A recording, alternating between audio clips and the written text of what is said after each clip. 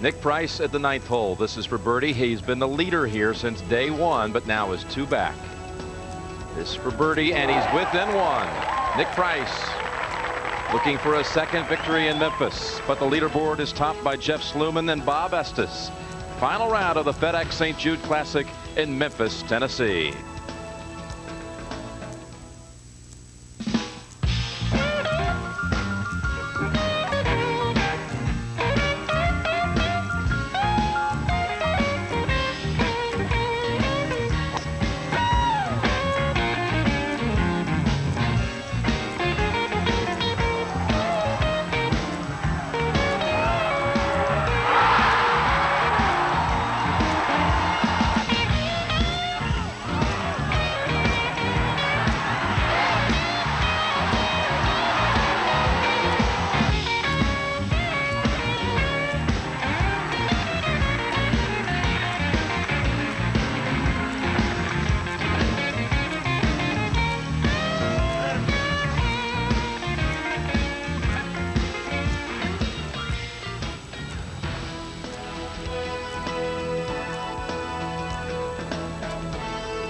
CBS Sports proudly presents the PGA Tour from the Tournament Players Club at Southwind in Memphis, Tennessee. CBS Sports presents the 1998 FedEx St. Jude Classic. This wonderful warm city off the banks of the Mississippi, steeped in golf history. Back in 1945, Byron Nelson's streak of 11 straight wins came to a close in Memphis over at Chickasaw when Freddie Haas won. And then back in 1977, Al Geiberger shot 59 in this event when it was contested at Colonial Country Club. And now for the 10th time, the tour plays at Southwind. What a shootout we have here in the final round. This is Jeff Sluman at the 10th, live for birdie, one of the co-leaders.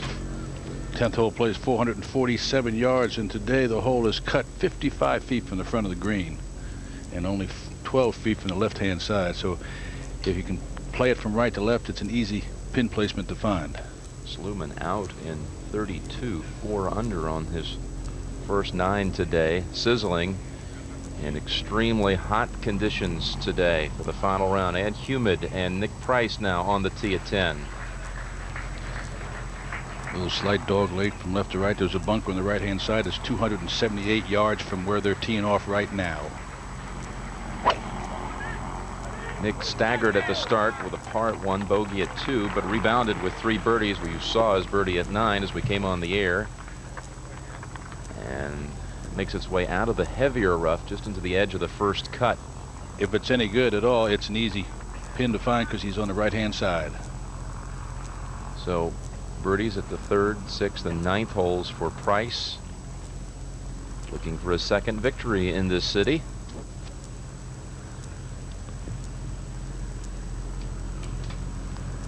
And Price in the final pairing today with Bob Estes, who had it to 15 under at one time, birding 4 of the first 5 holes, and for a while he was 2 shots ahead. Bogeyed the 8th. Playing very much within himself, doing very well. He sets up very square, shoulders, knees, hips, takes it back very square. Good tempo. And that looks like he's going to lose that a little to the right. He looked like he came out of it just a hair. Oh no. He was leaning. The ball was going straight. He was just leaning. So right in the middle of the fairway. Bob Estes, look at that blitz at the start. Birdies at 1, 2, 3, and 5. Gave one back at the 8th. Looking for a second tour win. He won in Texas back in 1994. Back ahead to the green. Here's Sluman now for his par. It's a good 2-putt par for Jeff. You don't hear a lot about Sluman, but he's a gutsy little player. He's longer than you think, and he's sneaky long. At the 12th, Glenn Day right in the center. And Glenn Day climbs within 1. Glenn Day to 13 under par, 5 under for the day. It looked like for a while at the beginning, Jimmy, it was going to be a runaway, and look at, they're pulling right into it, and now you got 4 players that really are able to win this tournament. Nice comeback by Glenn Day. He suffered a double yesterday at the 15th after flirting with the lead most of the round. And now he's gotten back into the picture with that birdie we saw live just a moment ago. More players at 9, including a former winner here, Jay Haas. Paul Azinger with a double at the 6th has dipped all the way back to 8 under par. So we're all set for an exciting round. Let's meet the gentleman calling the action.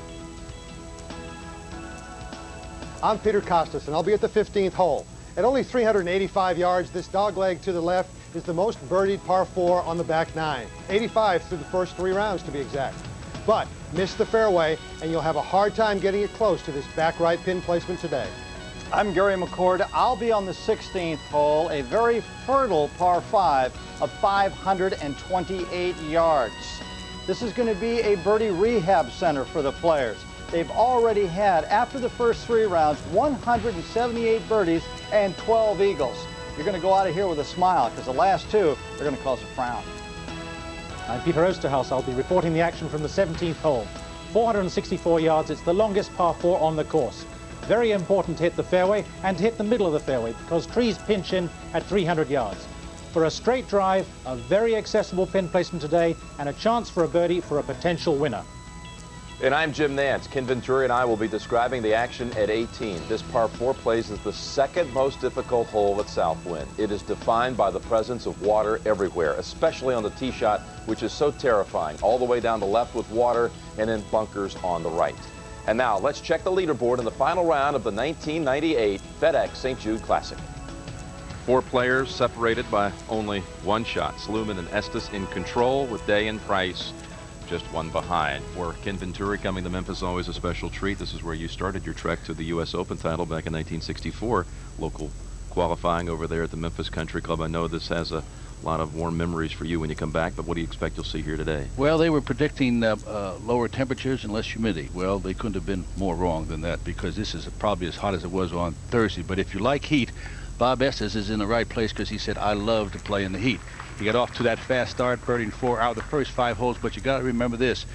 Of yesterday, the 7 most difficult holes, 5 are on the back 9, and you're going to see the last 2 here. So the back 9 is the key here, and we have seen many double bogeys. We have, in fact, at the 18th today, a number of players in the water at the final hole. So 4 players battling right now. It's very tight. David Faraday is on the ground reporting the action, as always.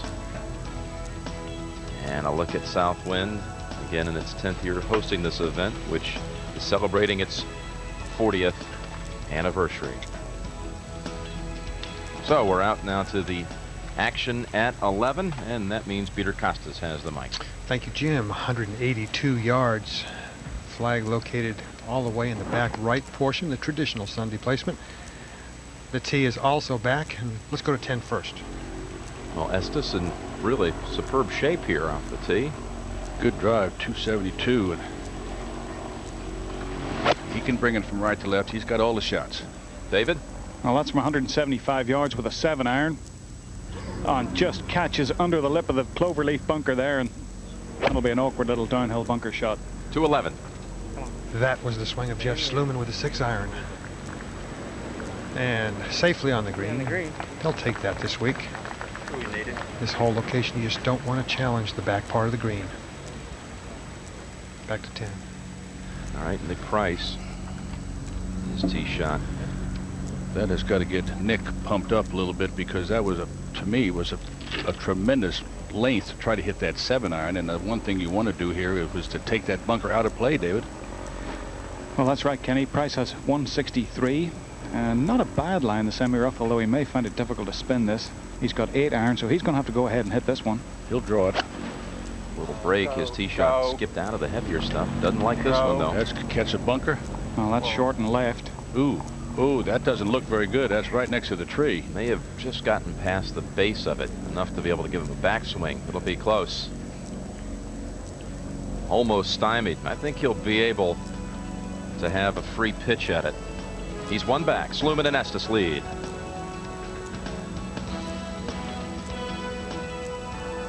On behalf of the 141,000 employees of Federal Express, who deliver to 212 countries worldwide, welcome to the 1998 FedEx St. Jude Classic.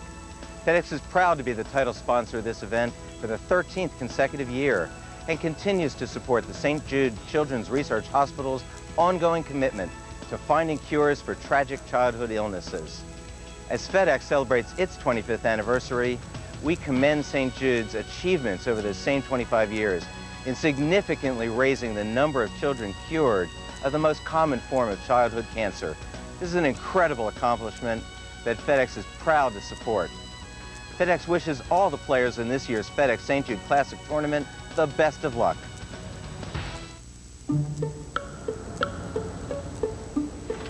Earl, what's today? Sunday, Well, what's that? a FedEx truck. Earl, what's FedEx doing making deliveries on Sunday? You think we're the only ones working hard on Sunday?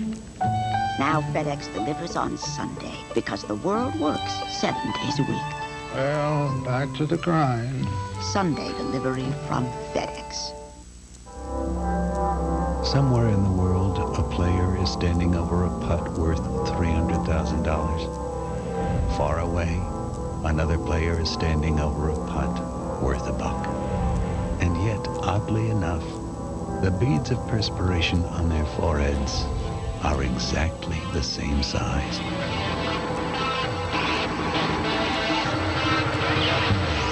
Never underestimate the power of a good putter. Per generazioni la famiglia Capece ha prodotto il miglior olio d'oliva di tutta l'Umbria. All'improvviso il mondo è cambiato. Globalizzazione, tragedia. Perché piangi? E piango perché tu devi partire per salvare la famiglia. Ma nonna, c'è un modo nuovo di fare le cose. Io non devo partire. Come?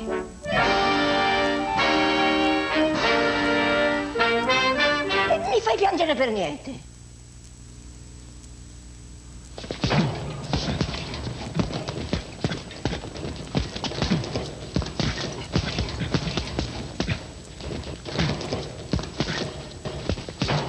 American Century's 5-star equity growth fund consistently beat the S&P 500.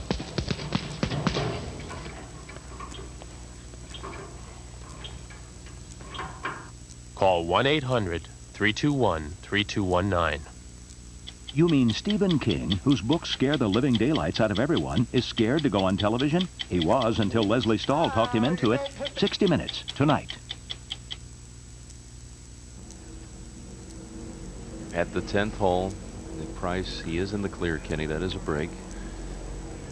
He has a more difficult shot, I think, than Esty has, but he's going to roll by, about 3.5 feet. Pretty good from there with that bump and run, because you're not really sure what it's going to do coming out of that rough. It is a day of scoring. And if you're not in the birdie mindset, you're going to get blown by. Just look at these red figures on the right. Performances today for the first page. Glenn Day, with birdies on 4 of the last 5, has moved into contention. Back at 10, Bob Estes. We're just kind of falling away from now the green and everything. This is not a difficult bunker shot. Just loft it over the front of the bunker and let it roll at the hole. It's not one you want to fire and try to back up.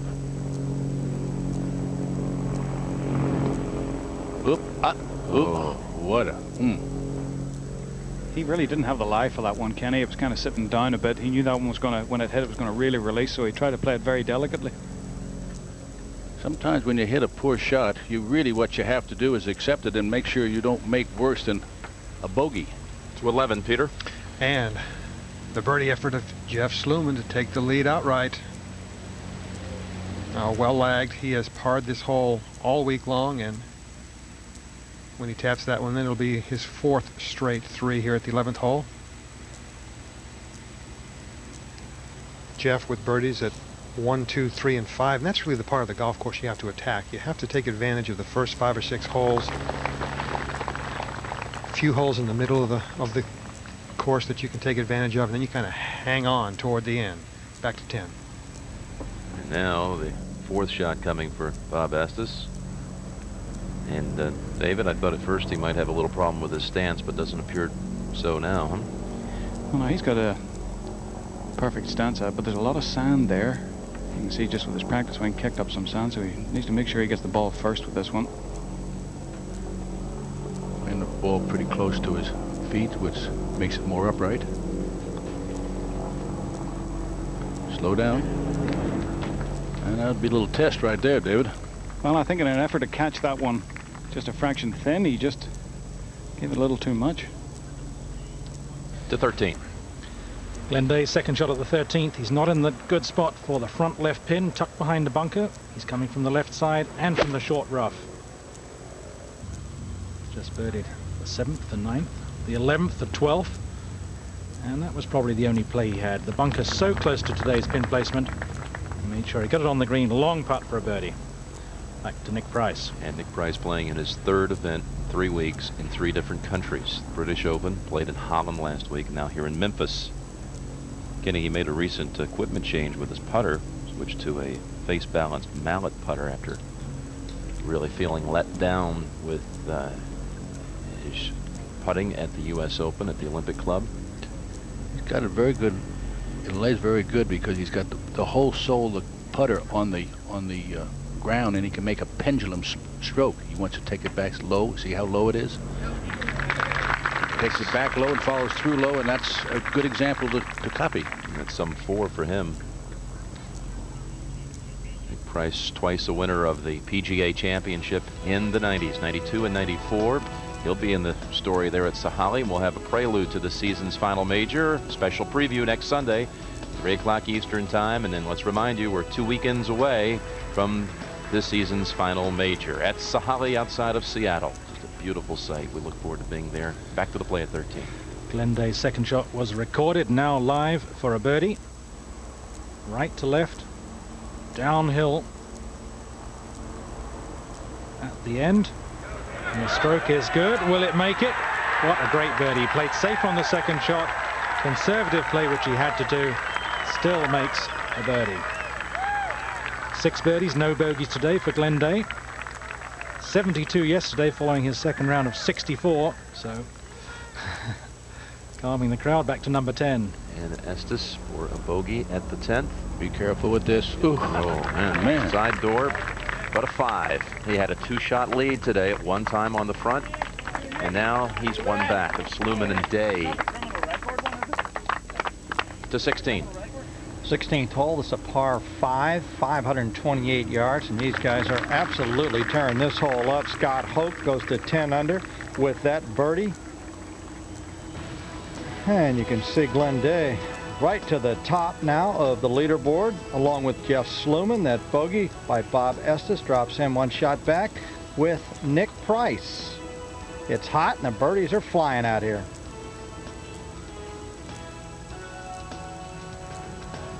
The 1998 FedEx St. Jude Classic is sponsored by FedEx.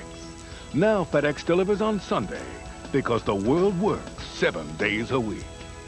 Odyssey, the #1 putter in golf. And by IBM. For the latest scores, stats, and merchandise, visit the official PGA Tour website and IBM e-business. Jeff Sluman saying just before he teed off, can't wait to go home tonight, to be home to his wife and baby daughter, Catherine, 3 months old. Be home for a day, but this is on his mind right now. A victory here, which would be his 3rd on tour. Glenn Day, who really is from this area of the country. You talk about experienced winners on our leaderboard. You got Nick Price, of course, 3 majors out of the 15 total wins. Paul Azinger with 11, but he's faded today. And there's Sluman, 88 PGA champion and winner at Tucson a year ago. Bob Estes with 1 victory. And we're back out now to the play at the feisty 11th. Peter? Jim, back tee today, back pin placement, as we said earlier, 182 yards in our final pairing of the day. Bob Estes and Nick Price. This, Nick Price. David? That's a 7-iron, Peter. Club he feels he won't go long with.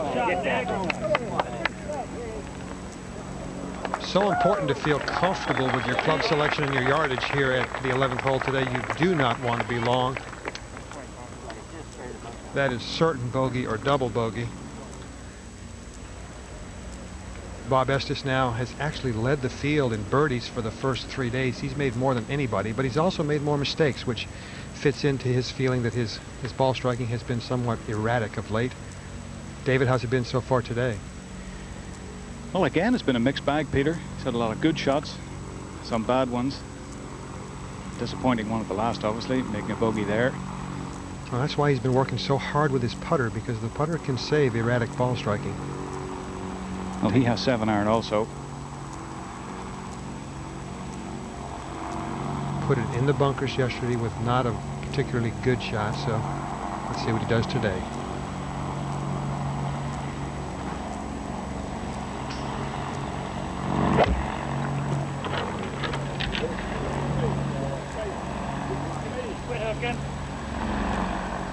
Well, that's the safe place. Flag high. He'll have it about 30 feet for his birdie to gain the one back that he lost at 10. Right now, Sluman and Day are tied at the top.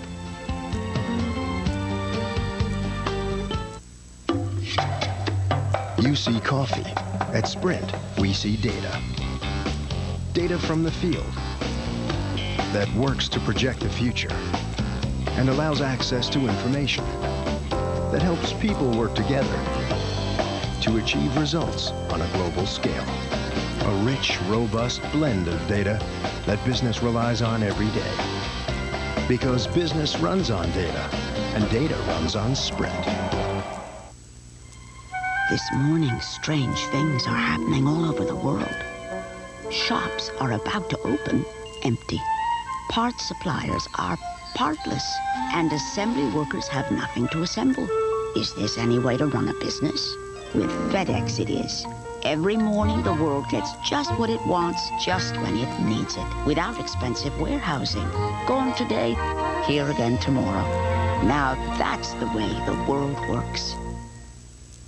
To win a major championship, you've got to have a dream in your heart, a fire in your belly, ice water in your veins, and apparently Thai Bubble 2 metal woods and burner irons in your bag.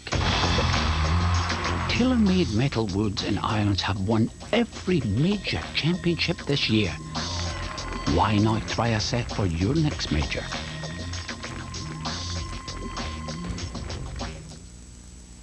There was a time when men, the best of their home countries, marched forth, crossing foreign terrain, wielding sabers of iron and wood. There was a time, well, friend, it's happening again. The World Golf Championships. This time, it's for the world. NFL training camp. Hold up! I'm talking! I'm gonna finish this drill, or I'm gonna start over. This fall, the NFL on CBS. 12th hole, 40-year-old Jeff Sluman. You can see he's got 104 yards. His pin's back there on the left. There's a couple of bunkers and a little ditch back there. So these guys will be firing right of the flag. There they are right there. Nice looking shot. Let's go to 14. And this treacherous par 3, Glenday, co-leader. This is with a 5-iron. Hole cut today right in the front of the green. Good shot. And he'll take that. Most difficult hole at Southwind right here. This green is 29 yards long, so you can see how close it is to the front of the green. To the other 3 par on this side, the 11th. And the birdie effort of Bob Estes to get back into a tie for the lead. Been fiddling with his putter lately. Cross-handed, regular this week. It's cross-handed.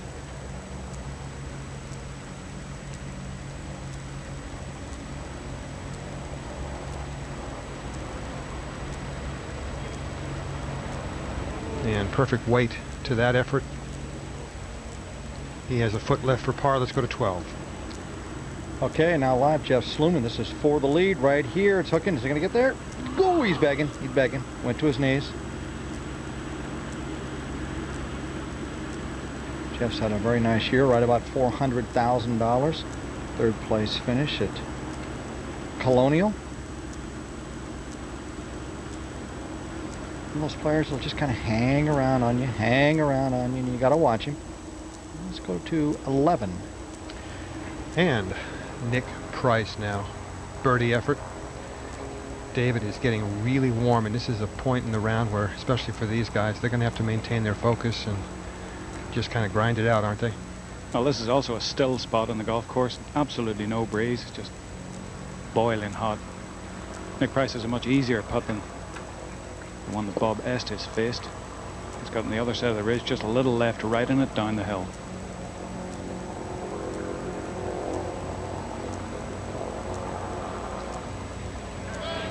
And there it is. Nick Price with a birdie 2 at 11.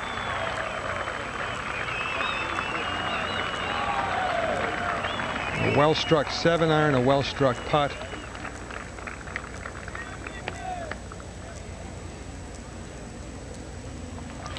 And Bob Estes taps in for his 3, so they'll move towards the 12th hole. And everything in Memphis heating up right now, the temperature and the scoring as well. Let's go to 12.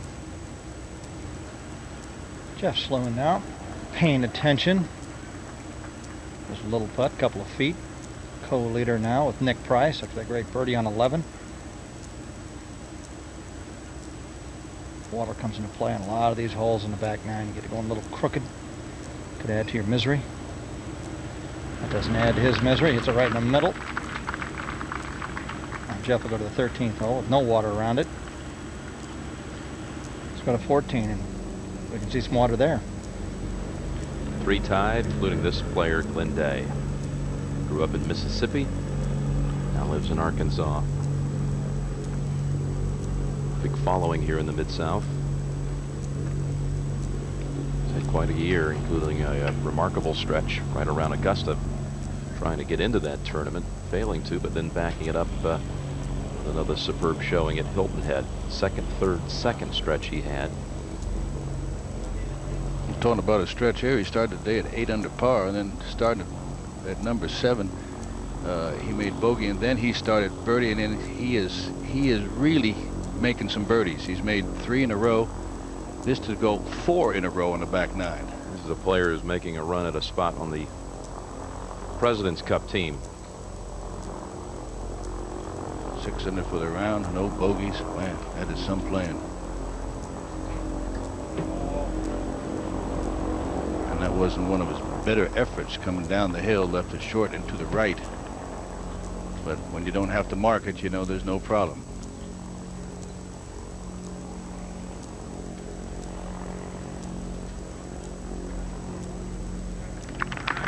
Glenn Day is 20th right now in the President's Cup standings. Win here today would move him into position, perhaps 12th. You can see the cool, refreshing water all down the right. Nick Price going to choose an iron. They're playing the tee on the right, the old tee. Better hole from here, in my opinion. That's just perfect. Nick with that 1 iron. Just goosed it right down the middle from there, just to be a short iron. And now Bob Estes. He's got the 2 iron, Gary.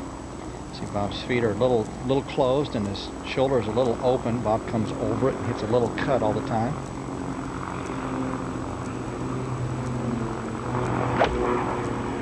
Swing has gotten longer over the last couple of years. He's been trying to get it that way, much more flow on his golf swing. Looks a lot better. Stay up, stay up. I'm pulling for it. Okay, we're all right. Water's nice, but you don't want to go in there. Sluman, Price, Day, they're all tied. Bob Estes 1 behind.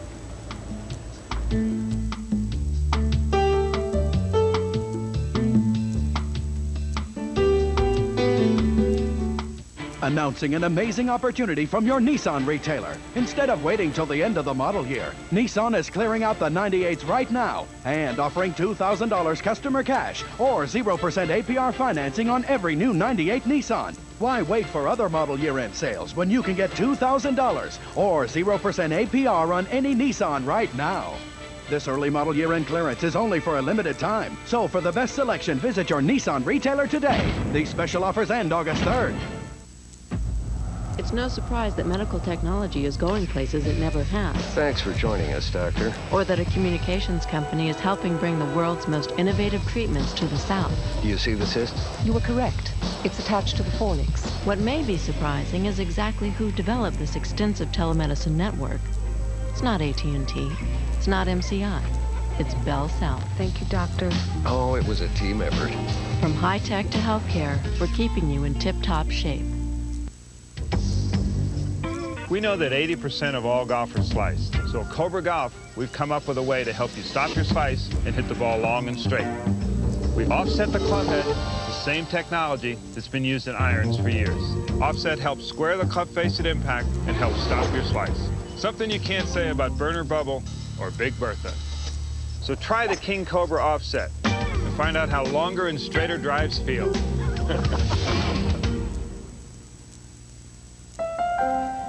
One day, a young designer decided he could change the very shape of the world. How could he be so brash, so bold, so utterly successful? He simply discovered a doorway to the world that in the blink of an eye let him travel farther, set his sights higher, and look in directions he never could before. He wasn't always so daring, but with FedEx, it's the way the world works. Monday on Dave, it's the always unpredictable Drew Barrymore. Sit down, you're Swedish. Monday on The Late Show. And later this week, Jerry Seinfeld. Next weekend on CBS Sports, the Quarterback Challenge. That's Saturday and Sunday at 2 o'clock Eastern Time. Steve Young will be there, as well as Brett Favre. The Hambletonian will come your way on CBS Sports Spectacular next Saturday. And more golf, the Buick Open. Another annual stop for us. Grand Blanc, Warwick Hills, Buick Open. Tiger Woods is in the field. And that's the setup week before the PGA Championship. Kenny, you look at this leaderboard, so congested and, you know, kind of sorted out for us right now. Maybe pick out a player you think might emerge out of this pack. Well, I think everybody's looking at everybody else, but right now I think Nick is not watching anybody. I think they're all watching Nick. I think that's the one that he's going to kind of, they have to take a good look at. To the play at the 12th. Bob Estes lurking near that cool water.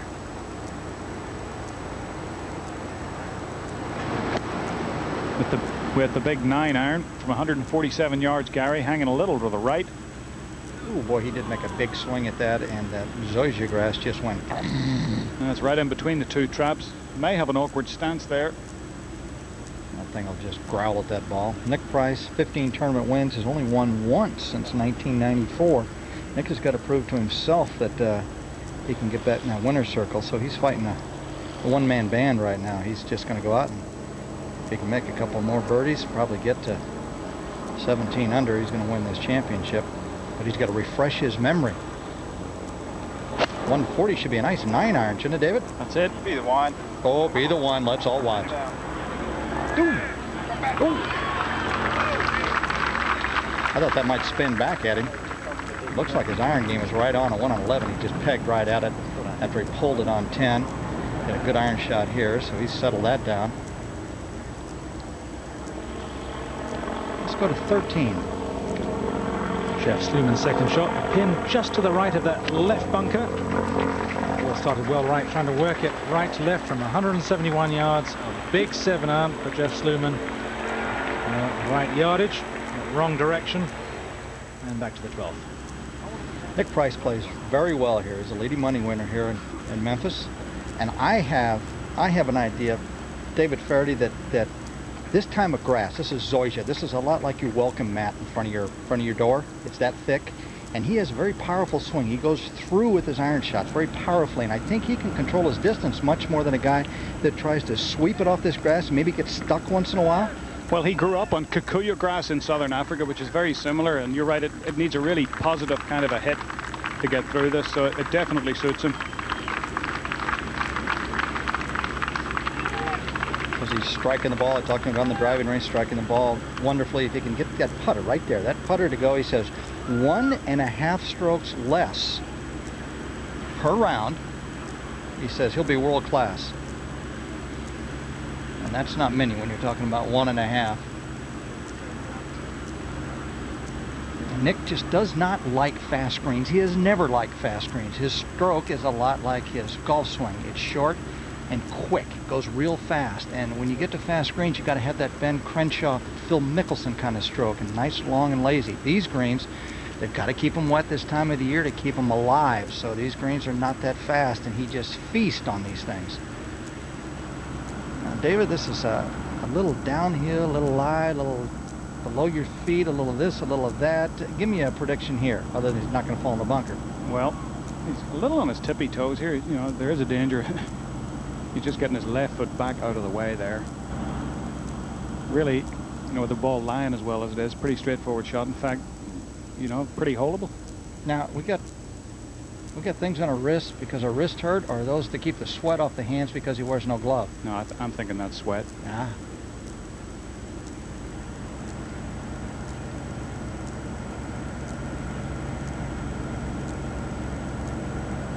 This is to go to 14 under.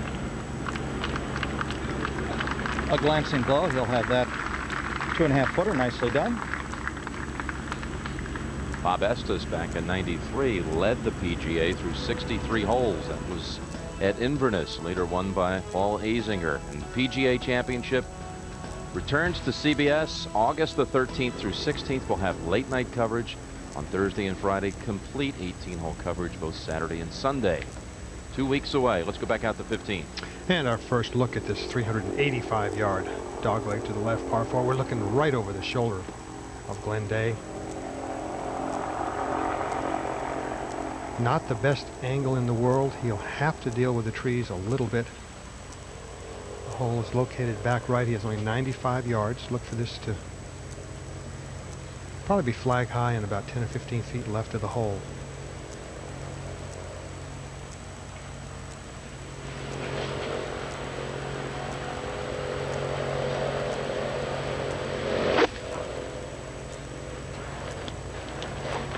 Well-balanced golf swing and make that 25 feet left of the hole. Just about the only prudent play he could make. He's playing well. You don't want to dump it in the water here. Let's go back to 12.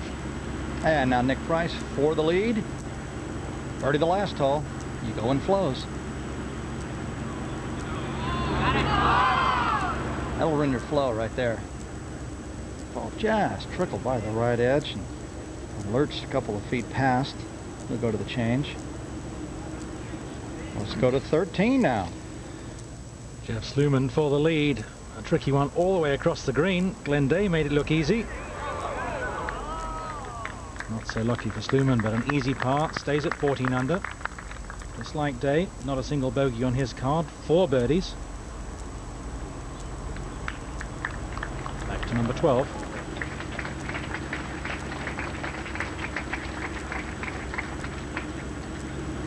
Solid par, Nick Price. 14 under, 3-way tie. See who breaks out of this pack here. We've got the 16th hole that everybody's birdieing and eagling.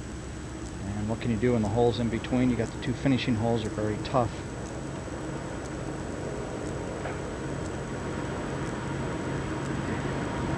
And cut up and down now by Bob Estes. He remains 1 shot back of our 3 leaders. They are Jeff Sluman, Nick Price, and Glenn Day.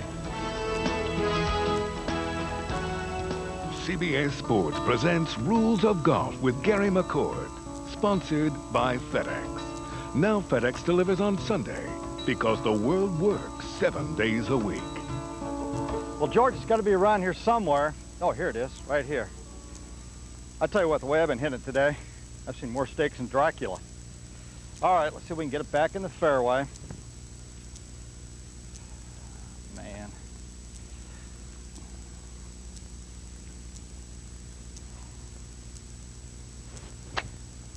All right, finally found land again.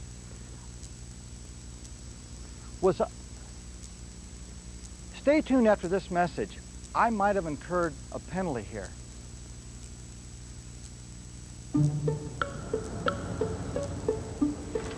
Earl, what's today? Sunday. Well, what's that? A FedEx truck. Earl, what's FedEx doing making deliveries on Sunday? You think we're the only ones working hard on Sunday? Now FedEx delivers on Sunday because the world works 7 days a week. Well, back to the grind. Sunday delivery from FedEx. Rule 24 states by definition, any object marking it out of bounds is deemed immovable. If I pull it out of the ground, 2-shot penalty. This, on the other hand, signifies lateral water hazard, or a yellow stake signifying a water hazard can be pulled out of the ground to make a swing, no penalty. I incurred a 2-shot penalty. George, put those in the bag. I think I'm going to add on to the garage. maybe the den. That'll be a nice start. And no OB stakes here at 15 for Glenn Day. Although yesterday he had problems, made a double bogey. This putt for birdie and sole possession of the lead.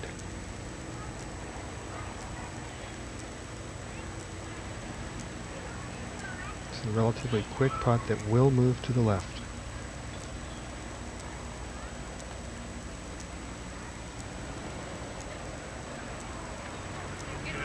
Well, he guessed right on the speed, misjudged a little bit the line.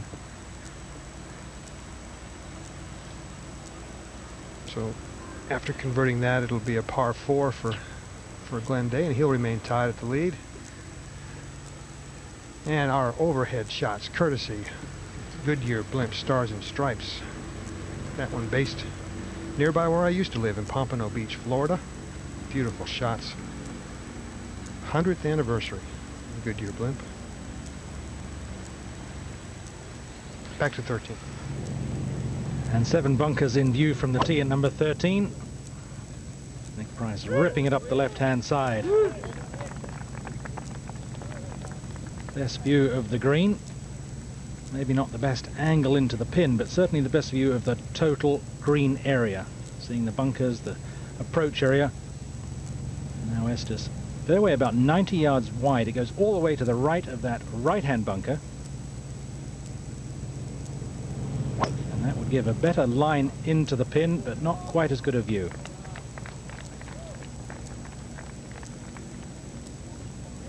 Well, that's a surprise. Estes out driving Nick Price, but they're both in good position to attack for a birdie. To the 14th. What do you make of this front position, pin position at 14 today, Kenny? Well, Jimmy, the green is 29 yards deep. It's only 5 yards, 5 steps on, so you're looking at leaving 24 yards of green behind the hole, because you can see what you have in here is you're coming in over the water. The hole is right in there, and look how much green in the back you have there. So it brings a right-hand shot into play with the water. So really, the ideal place is really to put it left of the flag and try to get it hole high and just take the water out of play. You're going to make more 5s than 2s if you get a little cute with this hole. You can see just still conditions. And Sluman on the tee. 1 of 3 at 14 under par.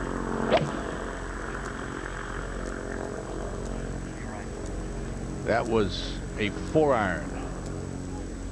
Smart play. Anything left and anything long is well accepted. Day tapped in for par over at the 15th. Sluman, Price, and Day all tied. Back with more from the FedEx St. Jude Classic after this message and a word from your local station.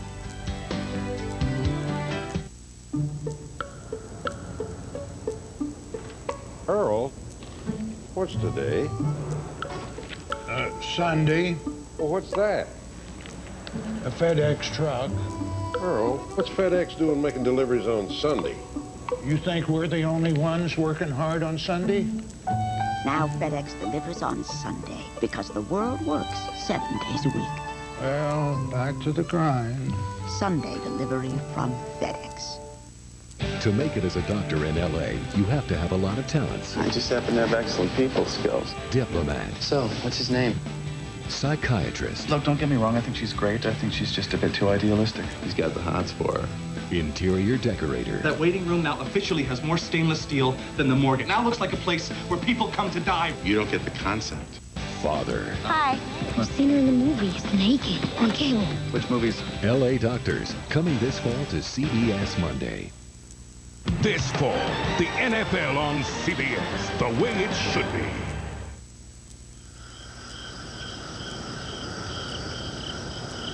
Remember what it was like before there was overnight mail,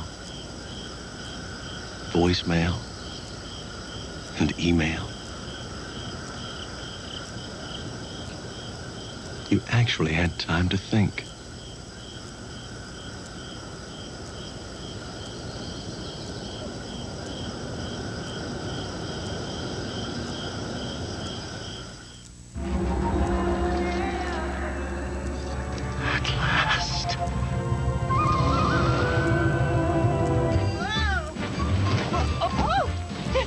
never do.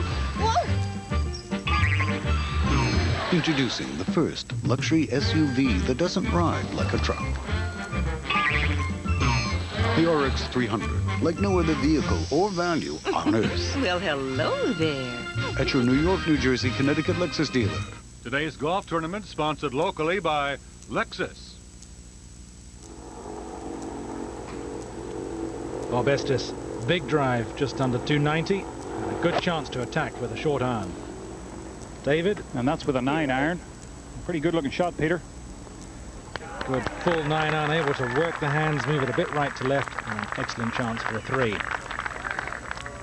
And earlier, Nick Price, 146 yards. Well, Price also with the 9-iron really had to hit this one hard. Not much room over the sand. And he was forcing it, dragged it to the left. We saw some nifty short bunker shots yesterday from Price. First of all, we'll go to Glenn Day.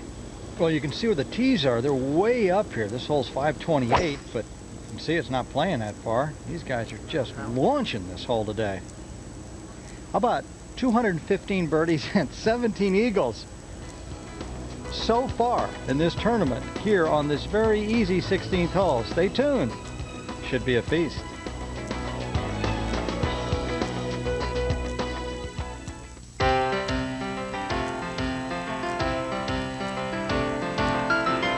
And now the winning way, sponsored by Charles Schwab, the official investment firm of the PGA Tour. 1 year ago, Greg Norman competed in Memphis for the first time and had a Sunday surge to remember. This was at the 16th, a bunker shot that set up a birdie. At 17, a 4-iron. Right side, baby. That led to another birdie. And then going for 3 in a row and victory at the last, a resolute Norman drained a putt for victory. Greg Norman with the winning way. Steve Elkington rises before the sun every day. He hits 100 balls from the tee, 100 from the fairway, 100 from the sand, and 100 on the green, day after day after day, all with one goal in mind, to someday kick back, retire, and do the thing he really wants to do. Play golf. Hello. Schwab is the investment firm of the PGA Tour. For years now, Mr. Calloway's tried to get me to wear hats on tour. You know, I love the Great Big Bertha Woods and Arms, but I'm just not comfortable with these hats.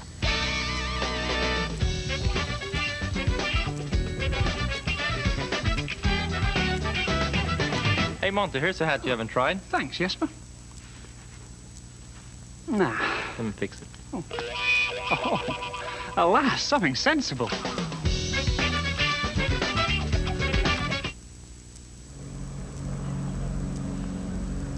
Jeff Sluman at 14, downhill putt. That was just a misread right there. He didn't have that started online, and he won't get too upset about a 3 though at 14. Not here, not at all. To 13. Good chance for a birdie. David? Down the hill, a little right to left. Nicely done. Easy line to read. Lovely stroke. And now another player at 14 under. Made the hot start, then stumbled a little. And now maybe just settling again. Big drive, super second, and a great putt. And earlier when Nick Price was in the bunker. Had to hit this one really neat.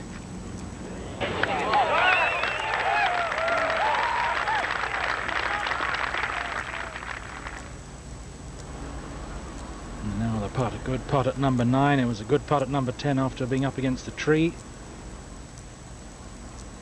To stay in the tie. Watch how low this putter goes back, Peter. He takes it back low and through low. That's a great stroke. Looks very confident. There seemed to be any doubt that that was going to be a par save. Stays at 14 under. Just take a look at this.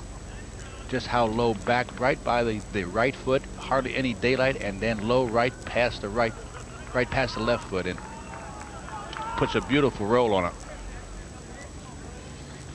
Well, how about this? How often do you have 4 players sharing the lead with just a handful of holes remaining? And leading by 4. Yeah. Playing conditions, well, the index has now soared to 102 degrees. You really feel it down there. No breeze at all. You feel it up here too in coat and tie. I guarantee it. Sluman, Price, Day, and Estes, a 4-man chase for the title here in Memphis.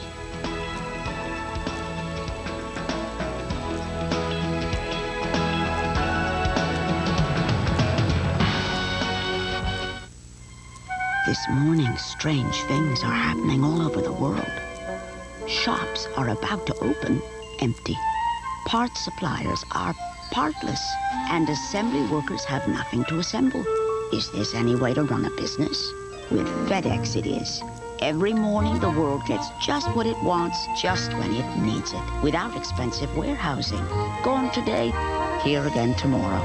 Now that's the way the world works.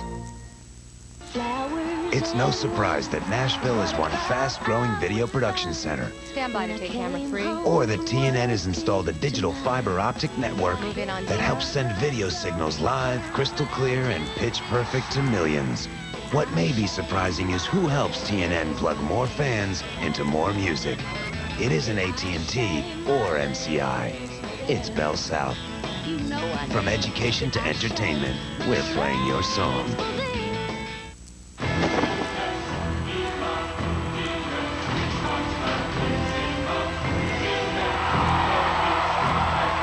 Introducing the all-new MaxFly Revolution. With a larger center for more distance off the tee and a thin wound layer for a soft approach. It's the only ball designed for every shot. Oh yeah, that'll play. The new MaxFly Revolution. Seize power and take control. In baseball, a man defends a box measuring 1 by 2 feet against a ball traveling 90 miles per hour. And if he succeeds 3 times out of 10, he's in the Hall of Fame. Now let's look at tennis. A man defends a box 13.5 by 21 feet against a ball going 135 miles per hour. And there's a word for tennis players who succeed only 3 times out of 10. Unemployed. Come to the 1998 U.S. Open and see some of the greatest athletes in the world. For tickets, call 1-888-OPEN-TICKS. Get in the game. After winning the Masters and the British Open, Mark O'Meara aims for his 3rd major of the year, the season's final major, Glory's Last Shot, the PGA Championship on CBS. In this final round, Glenn Day is 6 under par. And he is playing the par 5 16th, certainly the scoring opportunity above all here at Southwind. With 2 tough finishing holes, and here he is, Gary, 16. Well, welcome to the Birdie Asylum. This is 242 3-wood. Pin is just in a perfect position, just pregnant, right there in the middle of the green, nothing around it. Look at this shot. Wow, look at this shot. That will be for an eagle for Glenn Day, and he had the low round of the tournament so far on Friday with a 64. If he just 2-putts that, he's right on course. Now let's go back to 14. And Glenn Day a couple of years ago had 62 in the opening round here, so he knows how to put down a low number at Southwind. David Faraday, Bob Estes on the tee at 14. 195 yards, Jimmy. Had 4-iron out, changed to 5. Teeing on the right-hand side, which he's going to play it from left to right, that's for sure. Never from right to left. Well, that one's not going in the water. But it's not going on the green. Oh, and he left. If that had just not caught that rough, it rolled back down the hill with a ticklish little pitch. But now he's got some problems here now. Bob Estes out of the University of Texas, and he won his only tour victory in his home state. He's from Abilene, was the college player of the year back in his All-America days in Texas, and has been a solid player on tour, although his game went awry 3 years back and had to go back through the qualifying process. It was a rather really strange fall for Estes, a young player with a lot of talent, but he's got it back, regrouped, and made over 700,000 this year. Well, this shot coming up now is going to test his talent. David, what do we have here? Price also with 5. I liked him teeing on the left-hand side there. I didn't right like at that. it. I didn't like teeing on the right-hand side with that pin placement today, David. Well, he hits it right to left, Kenny, and I guess he felt kind of cramped over on the other side, having to hang it out over the water, maybe.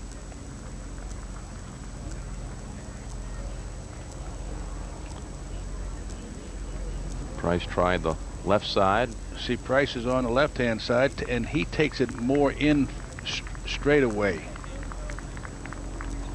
Good turn there. See, well balanced on his feet. Gets it just almost a parallel now. Sets himself and looking, driving his hips forward there, staying down and under. He's got a piston motion swing, and one of the things that has very few flaws.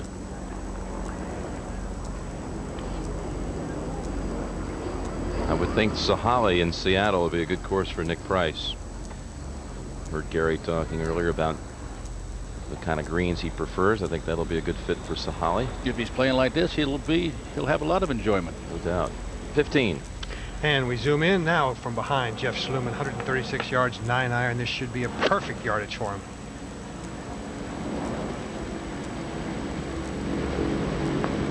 And yardage was absolutely spot on. Bailed a little bit left, which is prudent. Jeff doesn't take very many extreme risks on the golf course. But a man who did was Glenn Day, and let's go see if he can convert. He's in a frolic right now, Peter Kostis, just firing at everything. This is for 16 under. It looks like the number was going to be right there at 16 or 17. There's a bunch of birdie holes out here. The last two can ruin your day. This will be the last time he'll have a smile on his face. And this is a pretty easy putt from the fringe, not more than 10, 11 feet.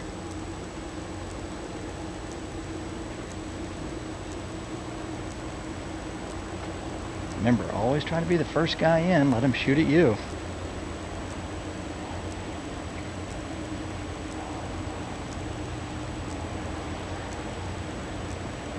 For a two-shot lead.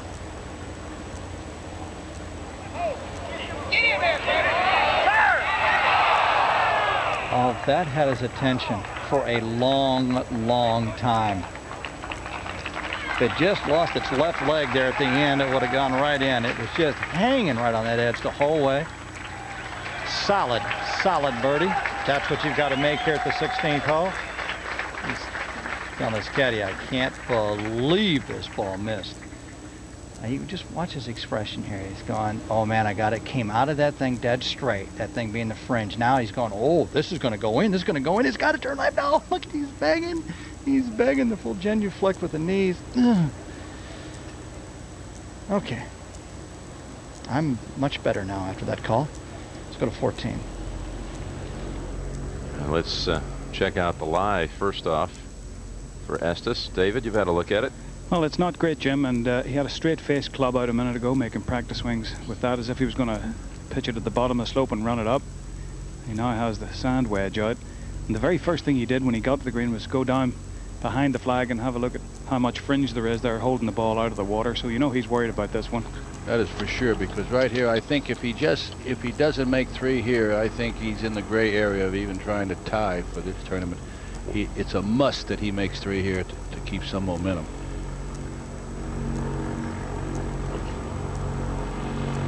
Comes out hot, it can bring the water into play. Hammers it into the bank. He said first hit, it just stopped. That's the problem, Jim, with this zoysia grass. You know, it's just liable to jump straight back at you. Well, he put himself in a very difficult position and then trying to bring it in from left to right. But that's the time when you get a little doubtful, David, is that when you say, well, I want to go left to right, but make sure I don't go too far right. That's when you put the pull into it. You get the double cross? Yep. It's actually as recent as 1996 when Estes dropped all the way to 149th on the money list. And to watch him play, I mean, he's got wonderful tempo. He's got a good swing. He's got a great attitude. He's very calm. He doesn't hit peaks and valleys, and it looks like, you know, that he could play that way forever, and that that I'm surprised that he would drop down that far, because I wouldn't think that he could ever get out of the top 75. Now Nick Price for birdie. This will go from his right to left right here, and he's just took a side view to see how much break he can see there. Didn't do much on the other side of the hole, stayed on this side of the hole, rather than confusing yourself.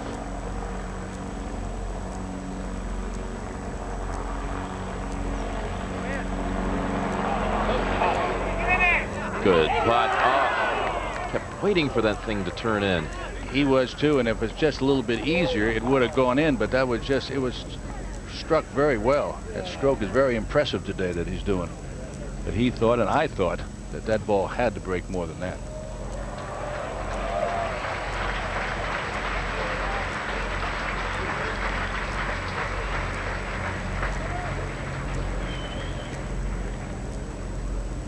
He'll go ahead and finish out. Bob Estes will wait a little bit. Just a little too much speed, but it was trying at the end. Right there is where you think it's got to, see it's starting, it's going to go, and it just flattened out, just caught the top lip.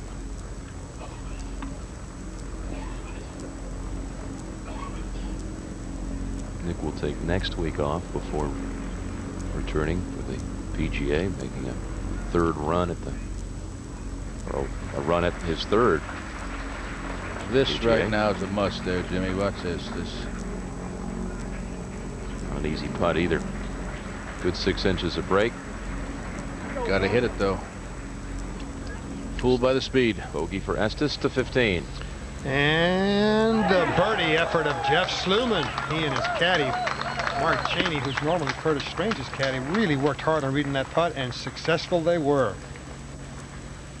Bob Estes made his putt for birdie, and Jeff Sluman now moves into a tie with Glenn Day at -15. And Slew is moving to the easy 16th. And now the tournament summary, sponsored by Cobra Golf. Total confidence, tee to green.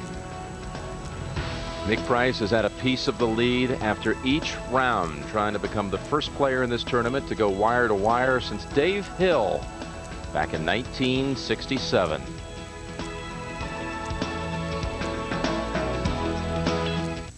At Cobra Golf, we've come up with a way to help stop your slice.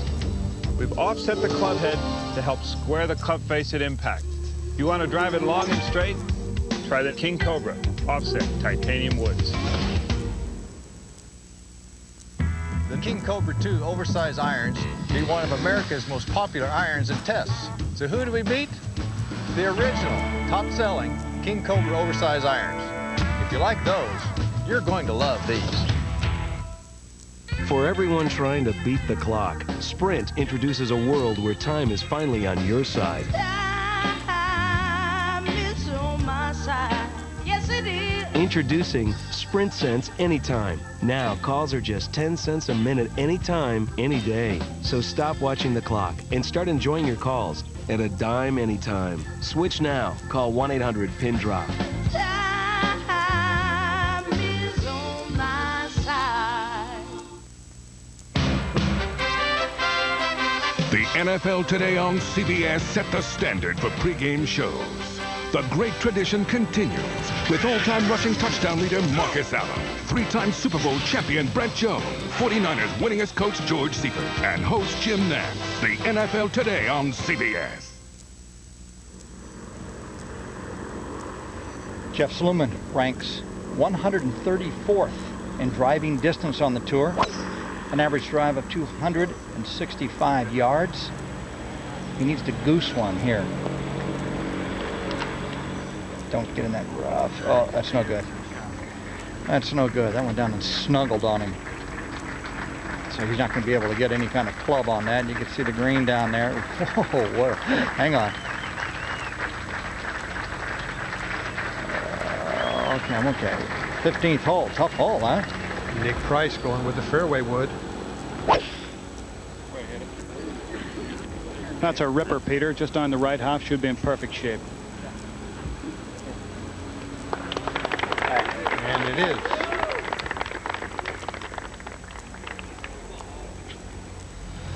Reminder that next Sunday, 3 o'clock Eastern Time, prelude to the season's final major. A look ahead at the PGA from Sahalee, which will broadcast August the 13th through 16th. Magnificent course in Redmond, Washington. We'll be there. Let's go back to 15. And Bob Estes also going with the fairway wood, aiming much more right than Nick Price, as we've seen all day long. David? And that one's another beauty.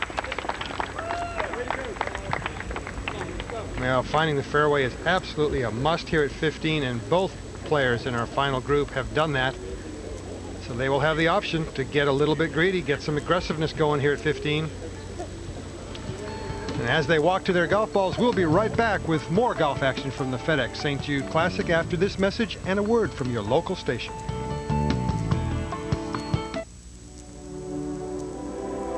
Restaurant owners, parents of Dana, Michelle, and Steve Jr. due next month. Owners, weekend place upstate. Mid-sized car owners, believe it or not, yes. These are the new Buicks. Mid-sized cars for real-sized families. The new Buicks. Real power, real comfort, real style. Isn't it time for a real car? Drew Bledsoe, Steve Young, Elvis Grbac, Cordell Stewart, and Brett Favre lead the NFL's top guns into battle at the NFL Quarterback Challenge next weekend on CBS. For golf's biggest events, the address is CBS. When is a risk really an investment opportunity? When someone who knows a heck of a lot more about investing than I do thinks it is. Oppenheimer Funds, the right way to invest. The Toyota Land Cruiser. For nearly 50 years, its capability has been legendary, unbeatable, until now. Toyota's first V8 Land Cruiser has arrived with an all-new 230-horsepower V8 engine and a smoother, quieter, more luxurious ride. More room inside. More convenience features than ever before, and a look that says roughing it doesn't get any smoother than this. The all-new V8 Toyota Land Cruiser. Get the real picture at your Toyota dealer now. Look, I work hard to earn the money that's going to be invested. Somebody who knows a lot more than I do takes it from there. Oppenheimer Funds, the right way to invest. Today's golf sponsored locally by Toyota. Every day. The 1998 FedEx St. Jude Classic is sponsored by FedEx. Now FedEx delivers on Sunday because the world works 7 days a week. Buick and your local Buick dealers. Isn't it time for a real car? And by TaylorMade. Find your game with the bigger, longer tie Bubble 2 metal woods and burner LCG irons. Glenn Day's second shot, 180 yards from the left side of 17. He's on the fairway, but the trees certainly interfering with the shot. Trying to hit a draw off the right-hand bunkers. It didn't quite get good enough contact. Low and to the right, and a long bunker shot coming up. Back to the par 5, 16th. Well, Slew right now is in the driver's seat. He's got his ball, though, 254 yards away, nestled in some grass, and he's not going to have a full whack at it here. 254 out of that lie. I don't know if he's even going to try to go for it. You can see all the bunkers that are hanging around up there, and the last thing you want is a long bunker shot this time of the day, trying to win a golf tournament. So let's see what he does. He's right there and right. Ah, there he is right there. You can see we got no lie whatsoever. He'll just take it down there and chop it down there. There's a bunker on the right. He wants to keep the ball short of that. And he's got it just about even with that bunker on the right, but right in the middle. That'll leave him about 115 yards. Let's go to 15. And the leaning of Bob Estes, David? I don't like that one. Well, he carried it far enough. It's long right. And he'll have a chip back up. Actually, not too bad of a birdie chip from where he is. Well, I have no idea, David, how he can play without a glove. This would be a 5-glove day for me. Well, he's got full cord grips, Peter, as does Nick Price, and really that's his only redemption out here. I would think your grip pressure has to tighten just a little bit with all this sweat. Now, what's Nick got left, David? Well, he's got 130. Just a little 9-iron. Softly.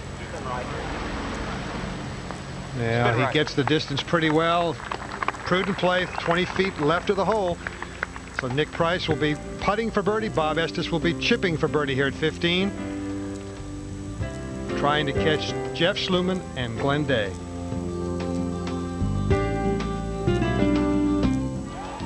AT&T presents It's All Within Your Reach. At the 1997 FedEx St. Jude Classic, Greg Norman held the record for the longest active winning streak on tour. 1 win per year for the past 5 years. Would a victory to extend his streak be within reach? In dramatic fashion, Norman birdied the final 3 holes to win by 1 stroke. Greg's winning streak continued as he proved it's all within your reach.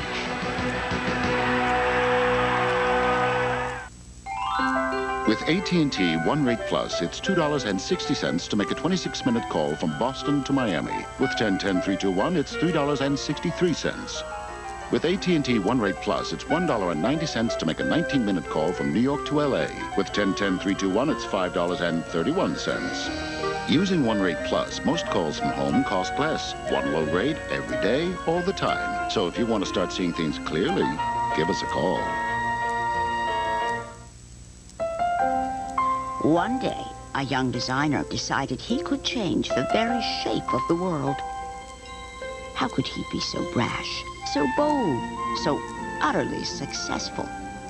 He simply discovered a doorway to the world that in the blink of an eye let him travel farther, set his sights higher, and look in directions he never could before. He wasn't always so daring, but with FedEx, it's the way the world works.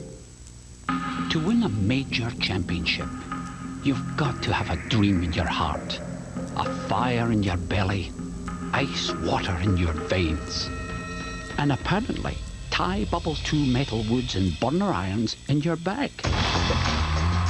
Tailor-made metal woods and irons have won every major championship this year. Why not try a set for your next major?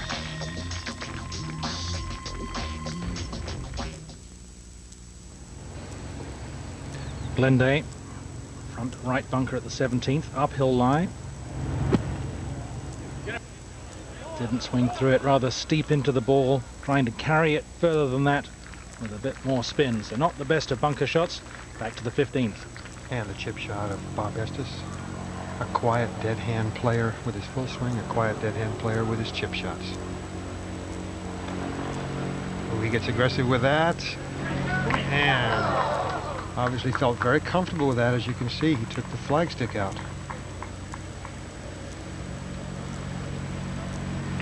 So Bob Estes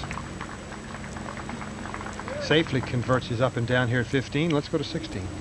Well, he's got it in his perfect wheelhouse for a sand wedge, 94 yards, just what he wanted on that layup. Well, he's looking at it. Oh yeah, that's going to growl back. Beautiful shot there by Jeff Sluman. And that could get him to 16 under par now and a 1-shot lead if he can make it. Let's go back now to 15. And another player trying to get to 15. 15 under, that is, Nick Price. This putt will turn hard left at the hole if it runs out of speed. Virtually everyone has missed it left if they've not carried their speed. So let's take a look. Good quiet hands for Nick.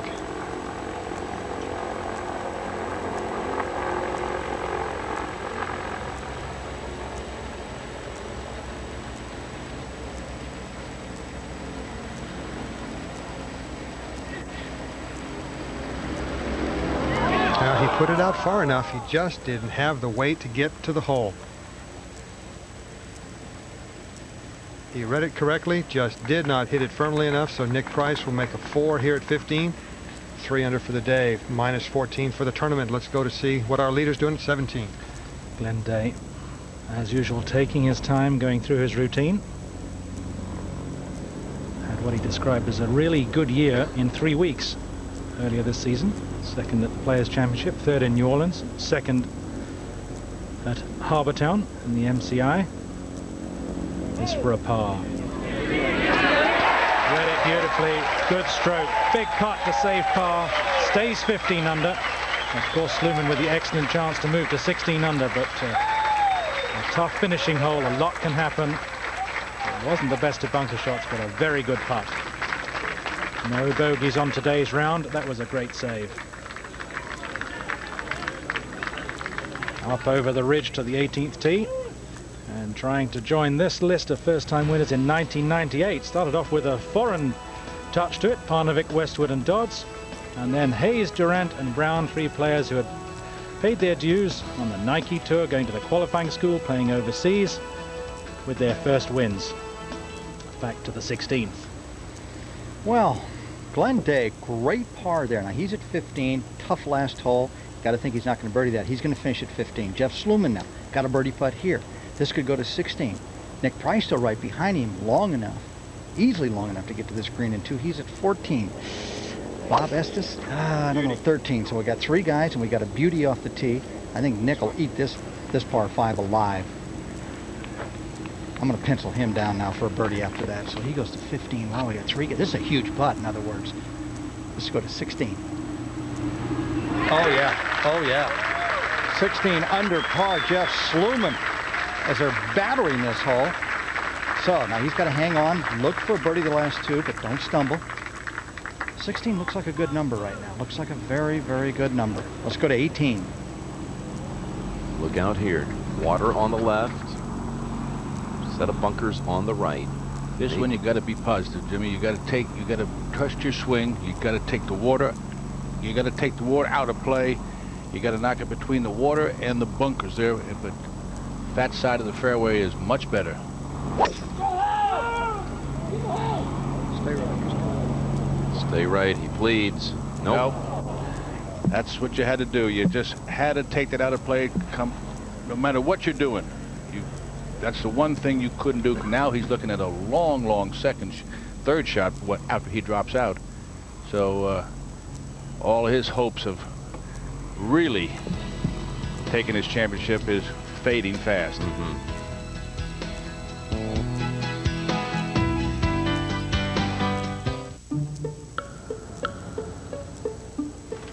Earl, what's today? Sunday. Well, what's that? A FedEx truck. Earl, what's FedEx doing making deliveries on Sunday? You think we're the only ones working hard on Sunday? Now FedEx delivers on Sunday because the world works 7 days a week. Well, back to the grind. Sunday delivery from FedEx. What makes tour distance so long?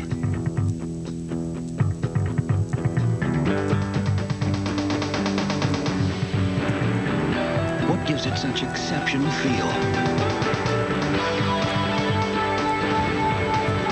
It's a Titleist, right to the core. Titleist Tour Distance, one of the best-selling balls in golf. The new choice is the new measure of distance.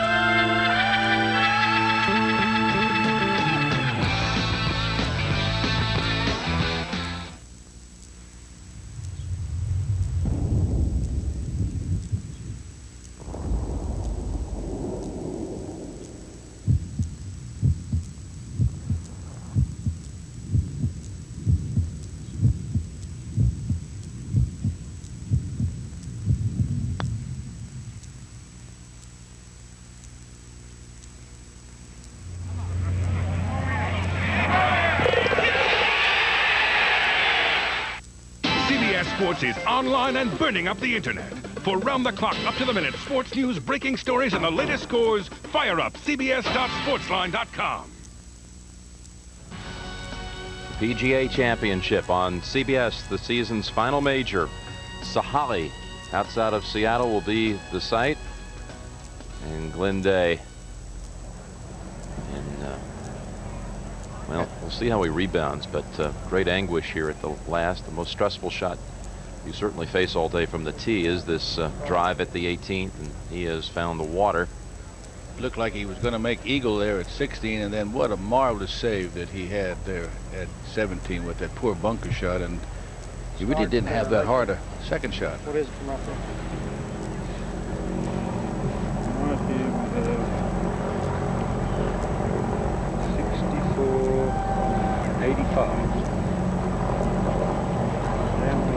What is it, Jerry? To 16. Bob Estes just in the right rough. You can see the ball though. David Faraday. He's got a good lie, Gary. Going to try and force it on with a 2-iron from 242 yards, but he's pulled that one. And he needs an eagle. And that's going to stop between the two bunkers over there. Pretty easy pitch shot. He's got a little uphill lie. Nick Price, give me, well, let's go back to 18 first. Day and Dave Munst have discussed the situation. He came in with the yardage of the hole. He has 185, but from the front of the green doesn't count. He's coming over the full body of water, so he's not coming in at the right angle. He's here, and he has to come from here. He has to go across here, whereas if you can drive up into here, you can bring it in from this side there. To 16. Oh, hook a little. Nick Price, second shot. They're begging. Oh, it did hook. Oh, look at this. Look at that bounce. What a shot. And that's for an eagle. Nick Price could now go to 16.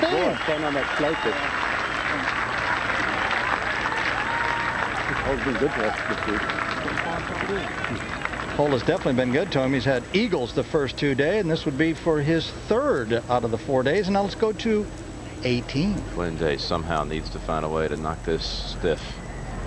Right over the full body of water. That's club selection is very important on this shot. Third shot on the way. Plenty of club.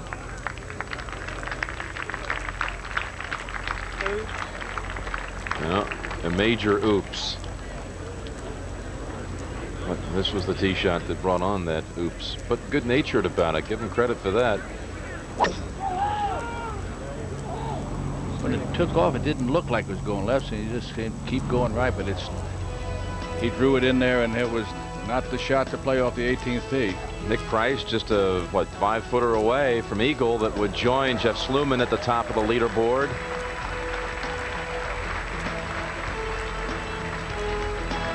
Robert Dameron, who a year ago as a rookie led this event through 3 rounds, has a strong weekend showing here.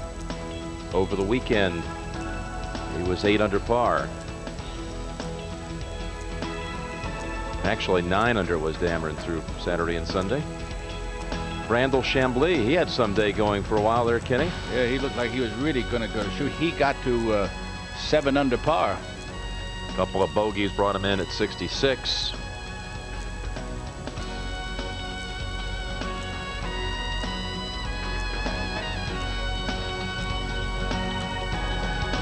CBS Sports Line brings you the best golf coverage on the internet. For updated leaderboards and player profiles, complete wrap-up of the FedEx St. Jude Classic, go to GolfWeb on cbs.sportsline.com. Great ovation here for Glenn Day, who's from this region. You know, you think about this week, and he very well could be on his way here to bogey or double bogey, but he's had 2 doubles already in the tournament, still in contention. Back to you, Gary, 16. Bob Estes, 3 shots back. He's got a great lie, a little uphill. He's just going to be taking dead aim at this thing. It's just, he's going to try to make it.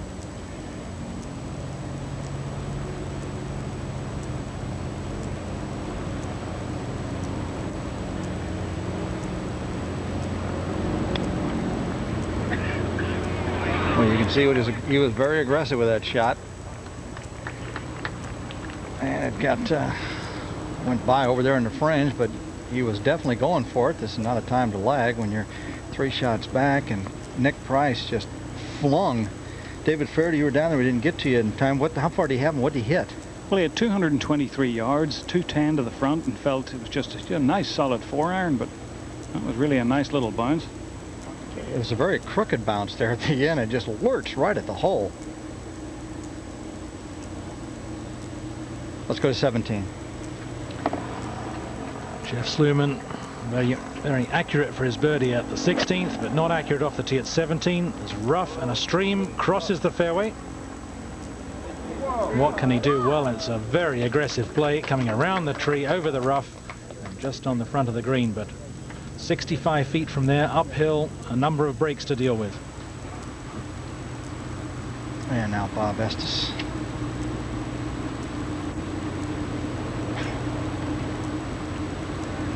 Well, what the heck, you might as well go for the eagle if you can make the birdies from off the green. Just having a great year. He's only missed one cut the whole year. Extraordinary. He's played well all day. In fact, all week. And he doesn't hit peaks and valleys. He doesn't get excited, and I like that. I like that mood, Gary. Yeah, he's unflappable. He's got to get to that point where he gets a little more flow. After this year, though, he's really going to go. He's a good player, and he's getting a lot more aggressive. He was very conservative for a lot. First couple of years that he came out here to learn how to play. Okay, Nick Price. Now, if he can make this for an eagle, he will play this par 5 in 13 strokes. That's for 4 days. He's had 2 eagles and a birdie. This 4-footer for a bird or an eagle 3 to get him tied with Jeff Sluman at 16 under.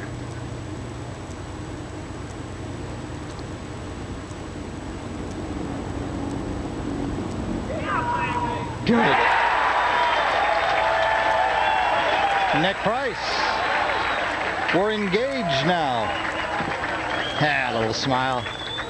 Those kind of bounces you like. You're begging for one, you get one, you convert it, you're tied, you're all happy. Let's go. Jeff Sluman now. Great second shot there on 17. He hit that ball in the front of the green. Not many birdies left now. It's hanging on. Let's go see if Glenday can hang on. And this for par from the back fringe. This will not be too aggressive if it gets past the hole. I don't see this reaching the hole. Oh, it's got a little touch. Not that difficult, but that will be a disappointing hole for him, Jimmy. If he makes that, he'll be 2 back of Sluman and Price. Appears to be now. Sluman and Price. Let's not count out Bob Estes. Remember what happened here a year ago. Greg Norman birdied the last 3 holes to grab the victory away from Dudley Hart. Greg unable to defend this week because of his shoulder injury, but sent a beautiful letter here to the tournament officials and all the people involved with the event.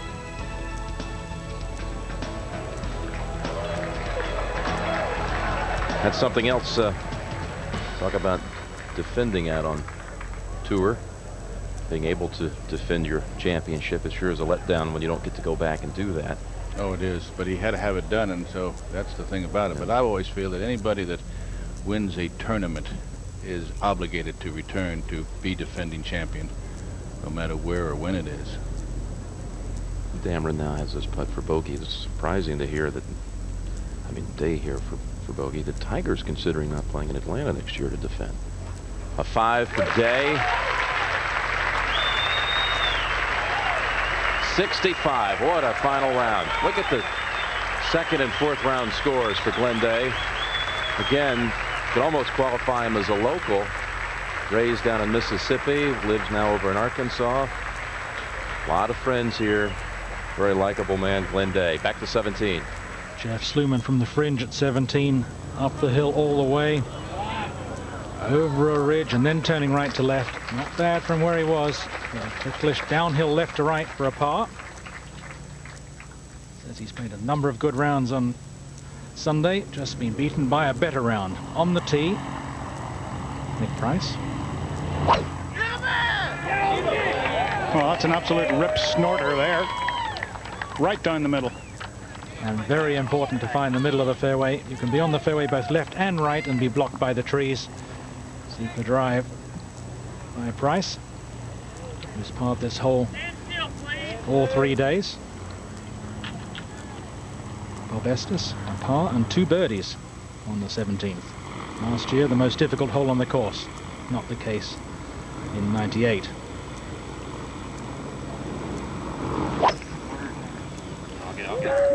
And that one's drifting right, Peter. And with the pin on the right, well, he may not even be able to advance the ball over the rough and the stream. We'll be back in Memphis in just a moment.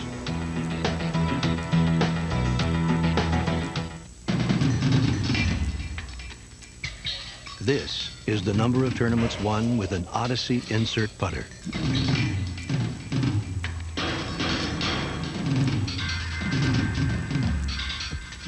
This is the number of tournaments won with all other insert putters combined, which leaves this as the number of other statistics that really matter.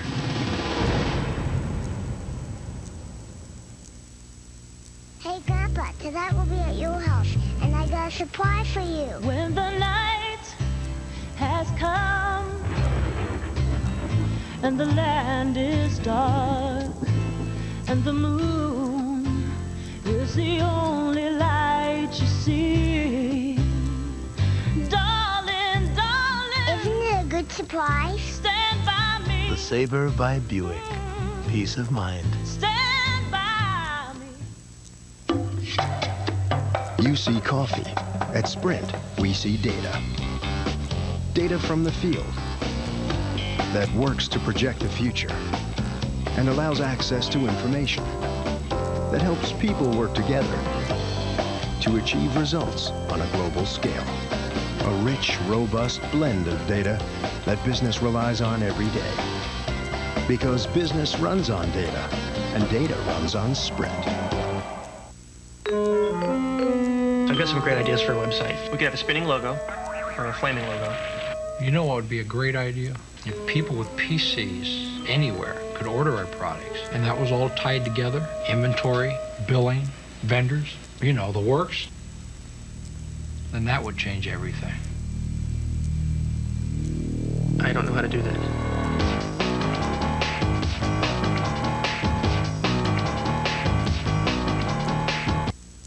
CBS kicks off the preseason with the Seattle Seahawks and the San Francisco 49ers. The NFL on CBS, the way it should be. Is this fun or what? Jeff Sluman, 49th on the money list this year. Won the 1988 PGA, the 97 Tucson Classic. And brushes that downhill left to righter in for a par. And he stays at 16 under. And Nick Price with that great eagle. Only 5 eagles the whole season, 3 on one hole this week. Moved him to 16 under. And our thanks to Captain Dan Thomas and the entire crew of the Goodyear Blimp, Stars and Stripes, for today's overhead shots. They are great. Goodyear Blimps are now in their 4th decade of live sports coverage.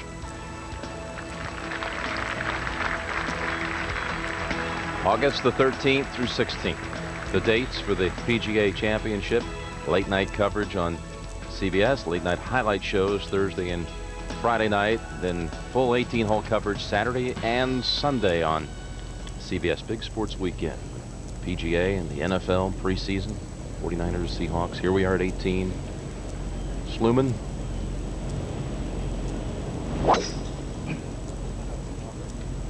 Taking it off those bunkers. Should be fine. Talk about unflappable. Just got up there and knocked it right down the right side. Beautifully done without any kind of fear. To 17. And we're looking at Bob Estes at 17. David, not much shot here. No, lying subterranean, absolutely no chance. This is just a simple little chip out. Just over the ridge, thick rough and a stream. Well, his only alternative was to try to hit it low underneath the maple tree in front of him. And it was lying so badly, Peter, that, well, you try and hit it low out of that lie, it just won't go anywhere. Scott Hoke tried that earlier. He was 5 under par for the round, coming back after a poor 3rd round. Tried it, shot to the left into the bushes, part of a hazard, and made a double bogey. It's a testing driving hole, and of course Nick Price has met that test beautifully down the center of the fairway. It's a wide open pin placement, surprisingly, isn't it, David? Well, normally you'd expect to see this one tucked right in the back left corner, but it's wide open, okay, but it, on the right-hand side there won't suit his draw. He's got 176 yards. He's got the wind off the right, helping. We've seen him play the draw, even though the pin might be on the right. He goes ahead with the draw. Well, he's the 14th, the par between 3. 7 and 8. 176, 68 on top. One of these. Get some room behind it on the left. Let me just get one of these. I like that better. I'm going to kill the other one to get it there. Well, it looks like he's gone back to the 7. So he's stuck with his original club. I like when he said, I'll take the soft one of these rather than going at it hard. This will be more of an arm shot and not quite as aggressive, but I'm choosing the right club. That was the right idea. And less chance of it going too much right to left. Turnover.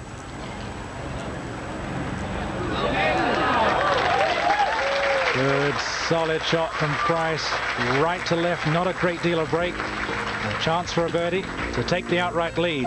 Two very good shots from tee to green.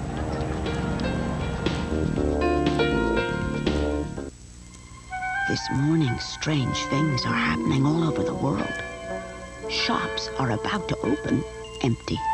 Parts suppliers are partless, and assembly workers have nothing to assemble.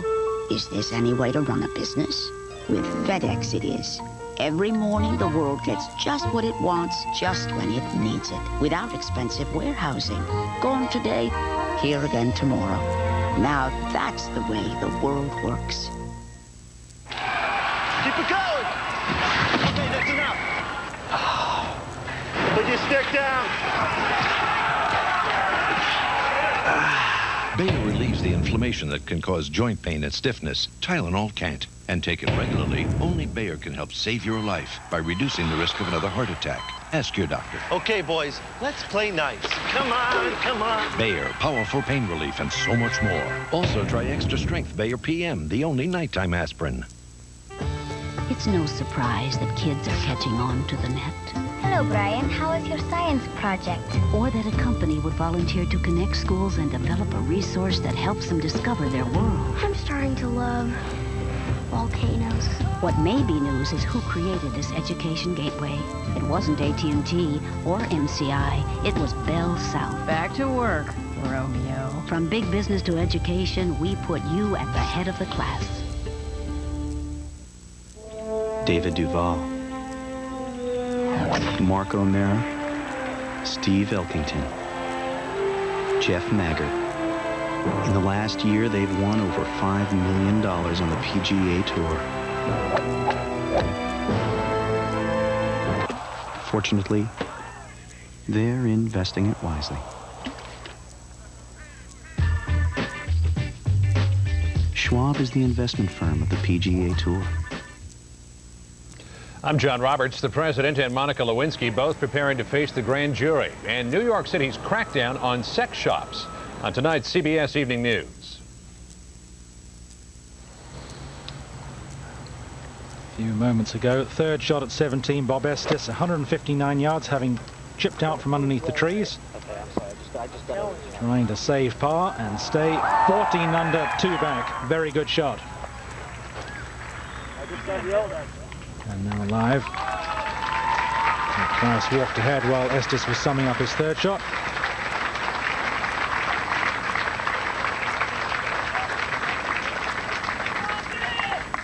And Price faces a putt that looks as if it's going to break right to left. It does a fraction, but not as much as the players expect. A number of players have hit good putts and have been amazed that the ball didn't turn the last couple of rolls to the left side.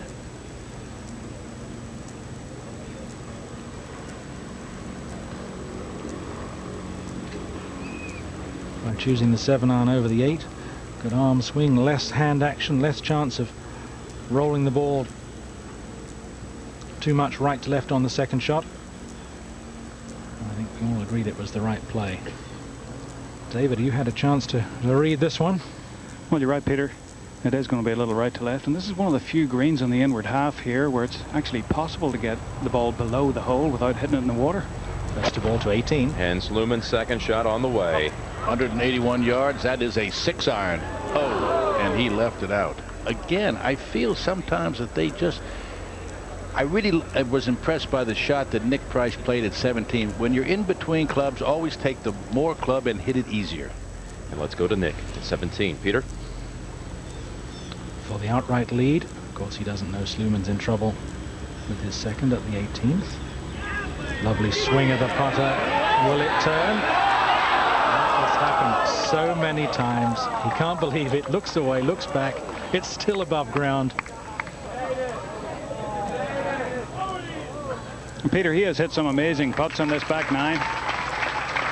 He's played very well. He admits that his game is very close to the 92, 93, 94 form. Just needs to have a win, and then he feels there may be a couple more in the bag. Talks about looking for confidence. Well, he looks pretty confident to us. The full swing looks good. The putting looks solid. Rob Estes staying in a tie at 14 under with Glenn Day. It really looks as if the ball has to break right to left. That was really too firm, Peter, to have it make any move at all. That's a kind of putt that you take the break out of it if you're going to hit it that firm. So Estes now for a bogey.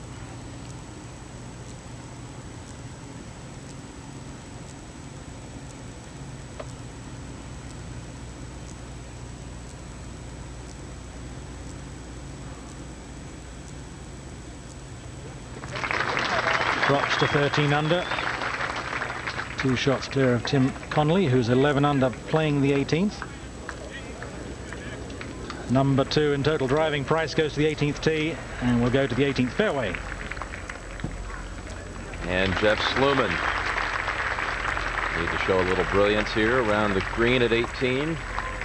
You know, Jimmy, if you can excuse a tee shot for Glenn Day, you can use 18 because, to his credit, he figured and he knew he had to make birdie. He was worth the gamble to do it because he didn't want to block it out and leave himself in the bunker or something. So he took the chance. And right now, it looked like he did need a birdie if he had any chance at all. You must remember the shot in the water didn't cost him 2, it cost him just a bogey 5. That's right.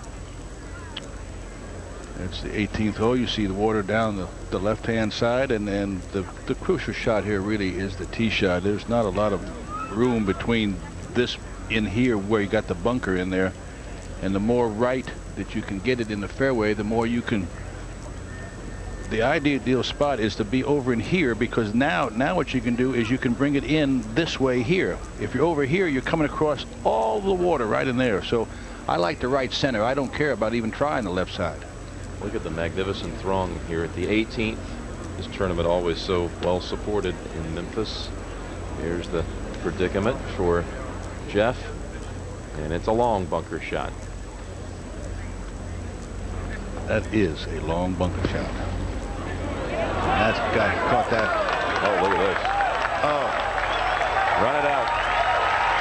He caught that just a little bit heavy, which allowed the ball to run. If it caught that a little cleaner, the ball would bite on him. But that ball ran a long way for a long bunker shot.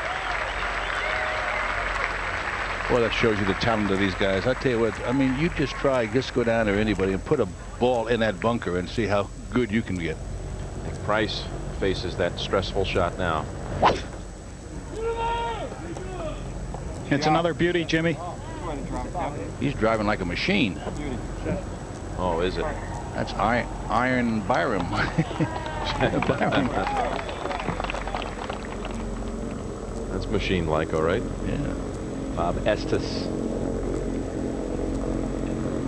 Got to gather himself a little bit now after missing that par-saving putt there at 17. That looks pretty good, doesn't it, David? Well, if you like it in the middle.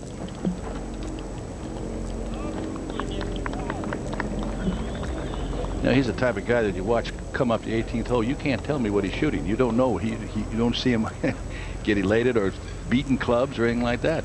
I think that's a great attitude. Bogey at 17 really dismissed Estes from competing for the win here at the last. I think really the one that cost him was the bogey at 14, Jimmy. So Sluman about 5 feet maybe for a par. This is Tim Connolly on his way to his best tour showing.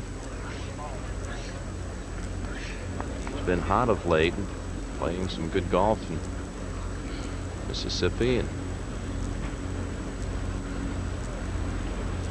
Massachusetts. Birdie. Hello. And Tim Connolly in at 12 under. Way to go, Tim. From Akron, Ohio. 4 rounds in the 60s. Saying today that he's good friends with Jim Cook, who runs that tournament so well up there, the World Series of Golf, and he's been asked a few times to help fill out the Pro-Am on Wednesday. And he opened this day hoping to earn his own invitation to the World Series. But we will be there the last weekend in August. Looks like a 5th place finish for Tim Connolly. 324 to the winner.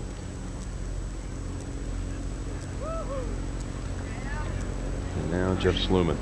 Well, Sluman has taken a good look at the leaderboard, and he's looked over there, and he sees that Nick Price is 16 through the 17th hole. Sluman is 16 through 17 and has his putt for par.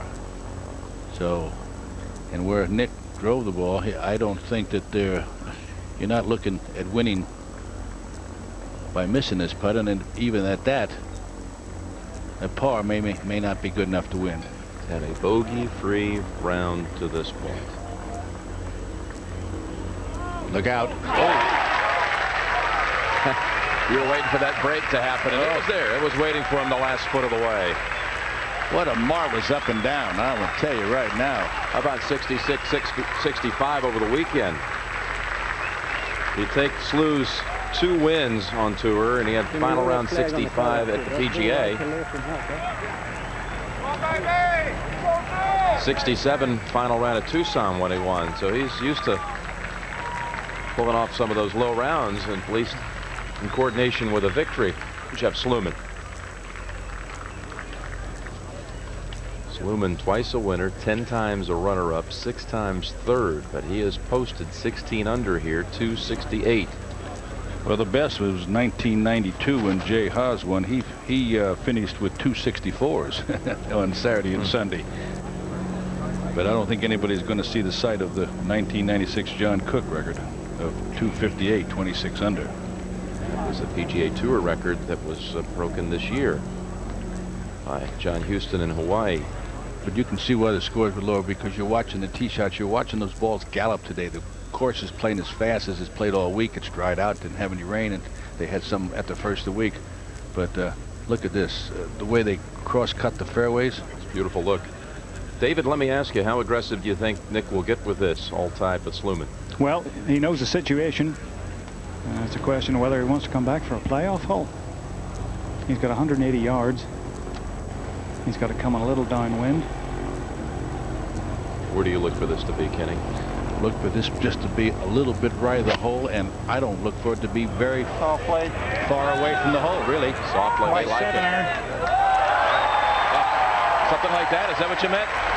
Close to it, yes. Maybe about a foot or two too long.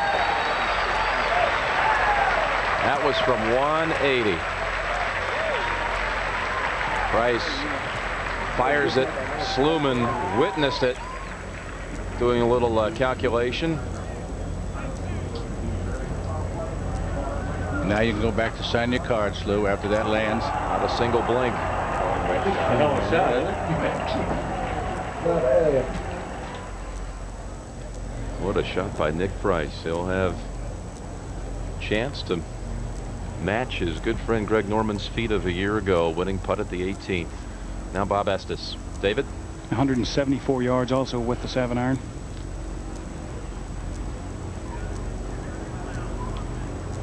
Birdie could get him share of third.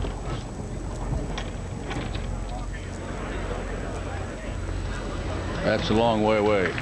One club under club. Nick Price 10 feet away from winning the title.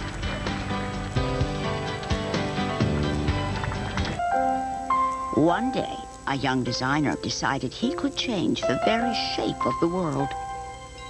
How could he be so brash, so bold, so utterly successful? He simply discovered a doorway to the world that in the blink of an eye let him travel farther, set his sights higher, and look in directions he never could before. He wasn't always so daring, but with FedEx, it's the way the world works. Jim, you're one of the most accurate drivers on the PGA Tour. You gotta have a tip you can share with us. Some people think it's my classic golf swing. But I think half the battle is right here.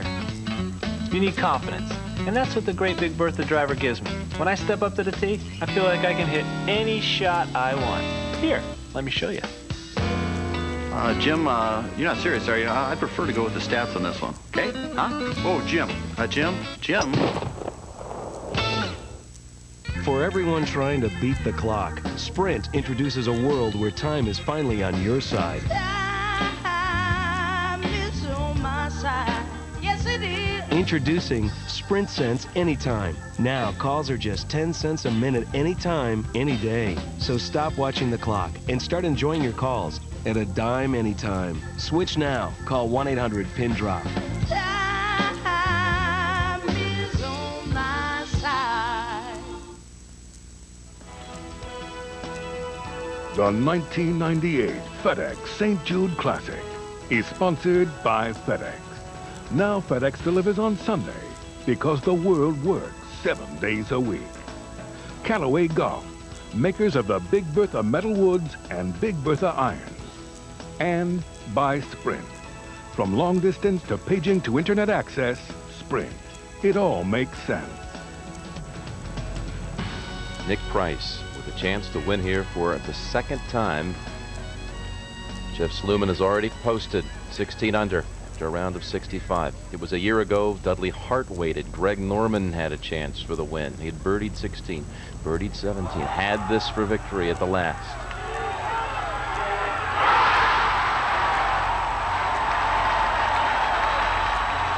Is there a similar ovation and reaction awaiting this man? First he must watch is Bob Estes. Some 60 feet for a share of third. He'd like to two-putt, really, and stay solid at fourth place. Don't give up on the birdie. That's an excellent try right there. But being from there every day, I think you'll take two putts and walk off the green very satisfied. No doubt about that. You know, with Nick Price's deal, he's had 3 eagles and a birdie at 16, but on 18 he has had 2 pars and 1 bogey.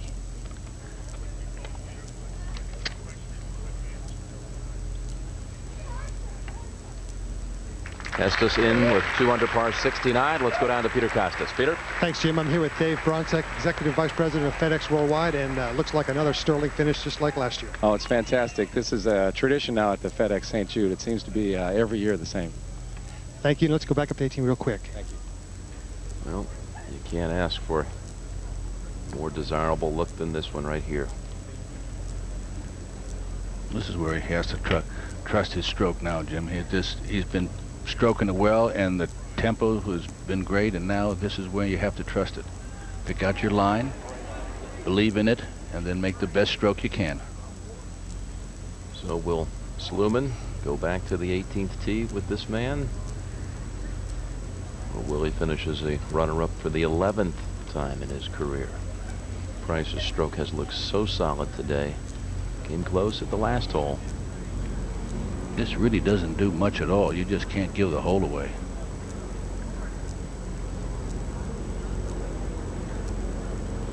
This to win in Memphis for the second time in his career.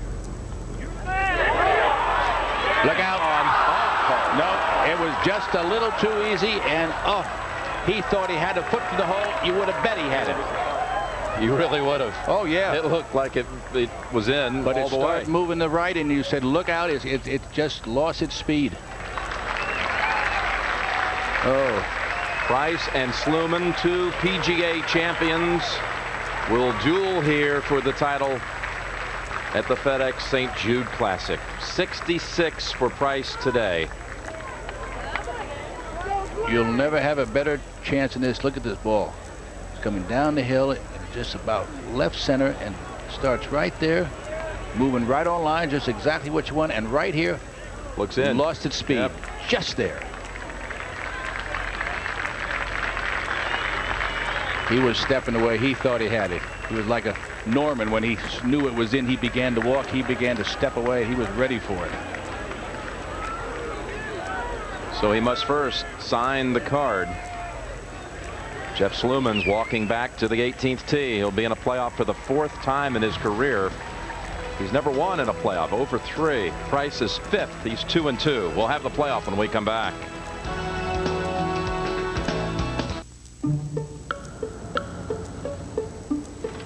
Earl, what's today?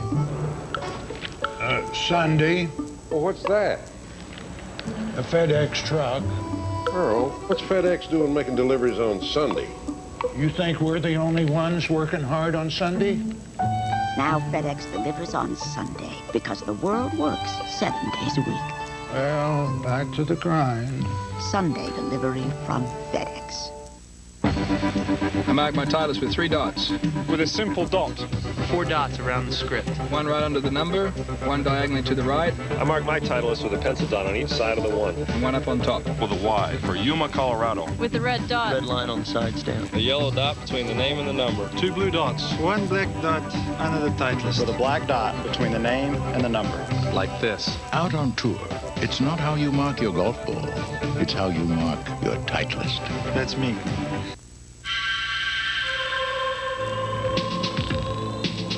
Take distance to new lengths with the new double-cover Titleist HP2 Distance.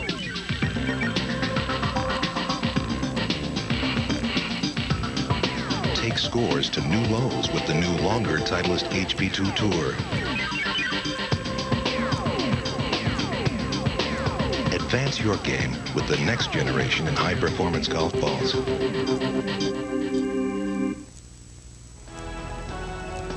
Well, tonight on CBS, Leslie Stahl will talk with Stephen King. It's tonight on 60 Minutes, followed by Touched by an Angel and part 1 of the CBS miniseries Buffalo Girls. That's all tonight on CBS.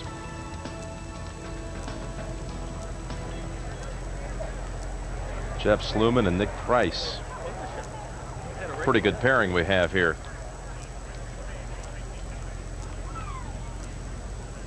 Think of the par that Sluman made, then he had to hold on and watch as victory eluded Price at the 18th. Watch this in slow motion now. You got to bet all that's going in. The first playoff. Speed. First playoff here in Memphis since that memorable Dickie Pride win over Gene Sowers and Hal Sutton back in 1994. We'll be right back.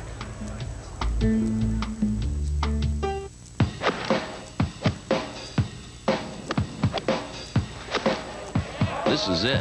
This is what it's all about. After 71 and a half holes, you finally get to do the walk.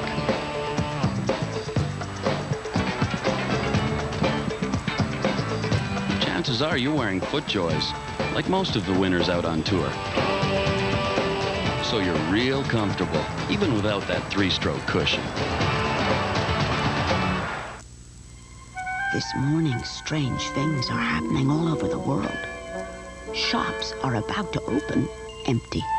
Parts suppliers are partless, and assembly workers have nothing to assemble. Is this any way to run a business? With FedEx it is. Every morning the world gets just what it wants, just when it needs it, without expensive warehousing. Gone today, here again tomorrow. Now that's the way the world works. Restaurant owners, parents of Dana, Michelle, and Steve Jr. due next month. Owners, weekend place upstate. Mid-sized car owners, believe it or not, yes. These are the new Buicks. Mid-sized cars for real-sized families. The new Buicks. Real power, real comfort, real style.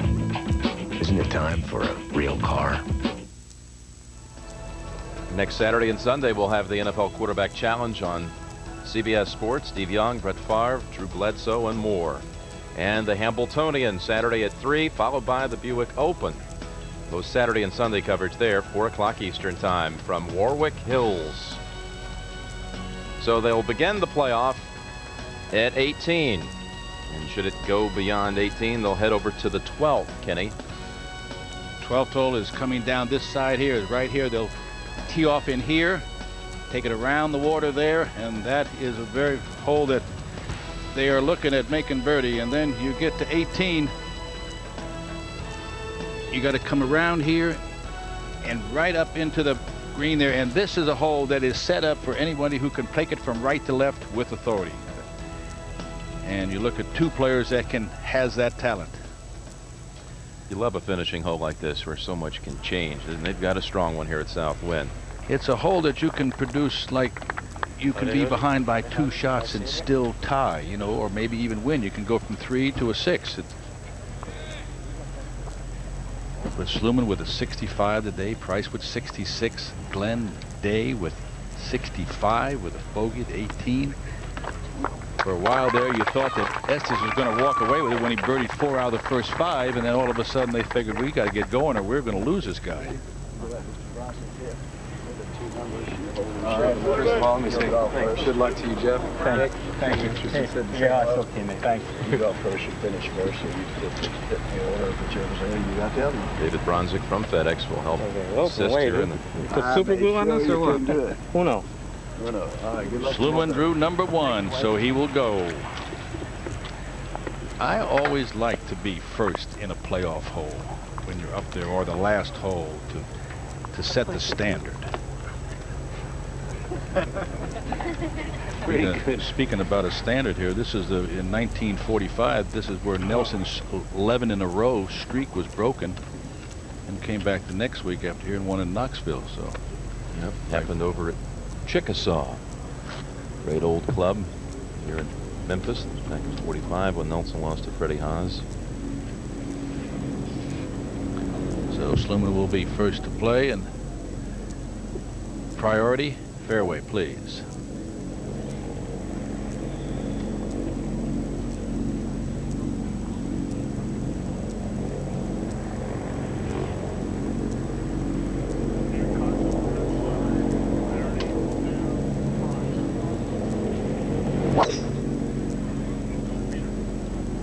Is that going right? Now, Kenny, that's just a little bit short, but it's in good position. They have a slightly uphill lie for a second shot. He watched it for a long time, didn't he, Kenny? Yeah, he came up and out of that a little bit, which is why it was short, too. That's why I had a feeling that when you come up and out like that, you may be right, but he's going to leave himself a long second shot. Well, Kenny, you know, your line is much more important than how far you hit it, because it really won't affect the distance of your second shot here too much. No, because you're going almost at a right angle.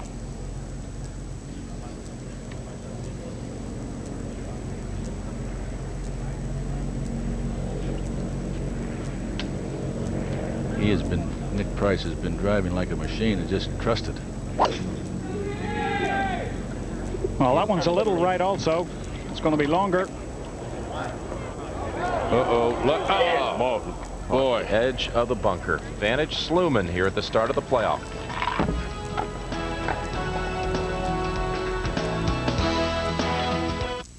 For years now, Mr. Calloway's tried to get me to wear hats on tour.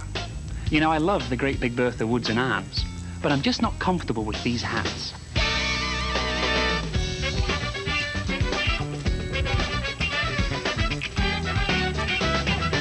Hey, Monty, here's a hat you haven't tried. Thanks, Jesper. Nah. Let me fix it. Oh, alas, something sensible.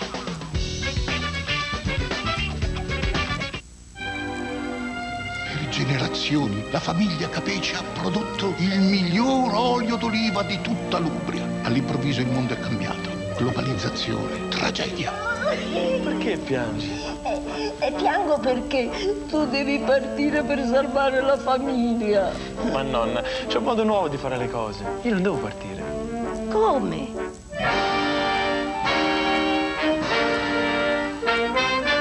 Mi fai piangere per niente. Steve Elkington rises before the sun every day.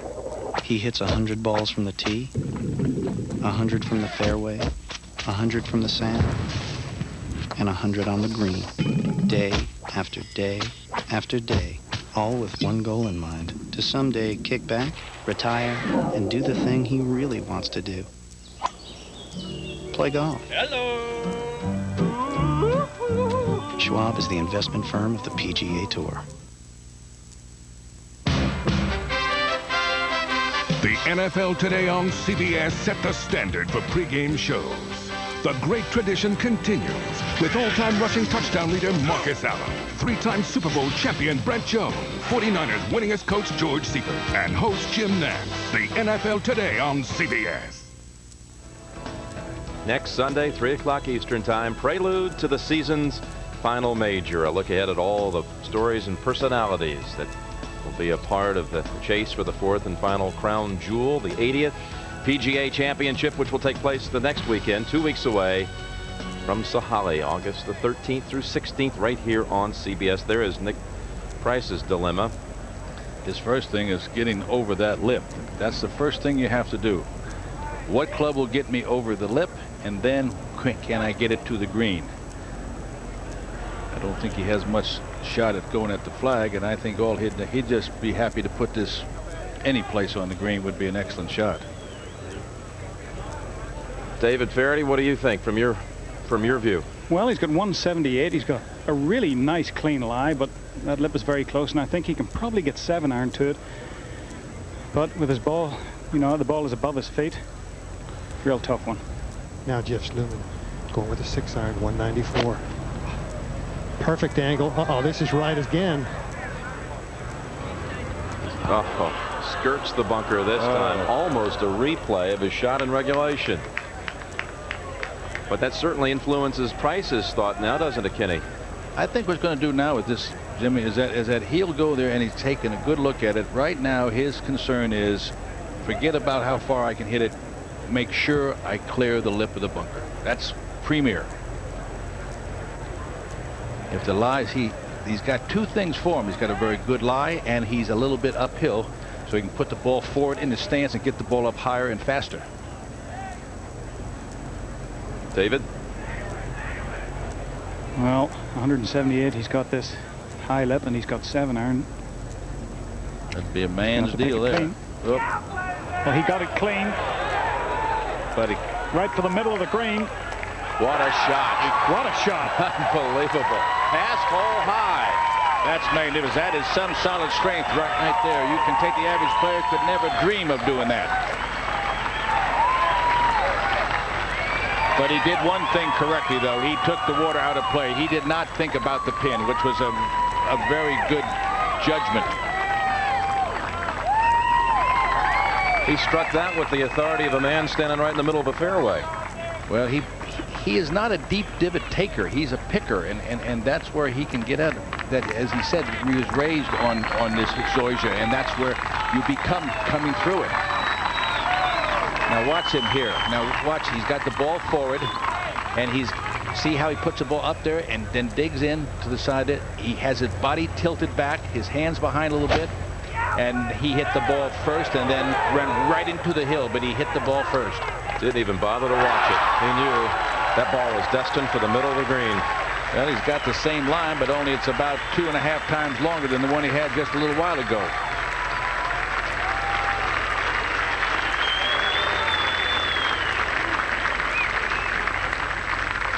Sluman has his job cut out trying to make par here too. But he's at the bottom of that swale, Kenny. It doesn't look like the hardest shot in the world, does it? No, because he's going downhill a little bit, and he's got a lot of green to work with. He's just got plenty of green. And he's been very proficient at getting the ball up and down all day.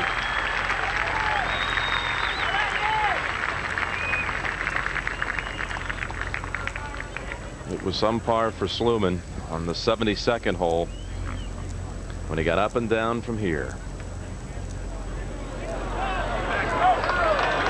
That was a well-played shot. The one thing is you look at these bunkers, they are so manicured, and they only have just a little bit of sand. And the better the bunker player, he wants very little sand. If you have very soft sand and very deep, then everybody becomes almost equal, because the ball's burying, you're sinking your feet, the ball's laying down. You just can't play out of soft sand. Well, Peter Costas, let's talk about options here, and what's the play going to be for Jeff Sluman?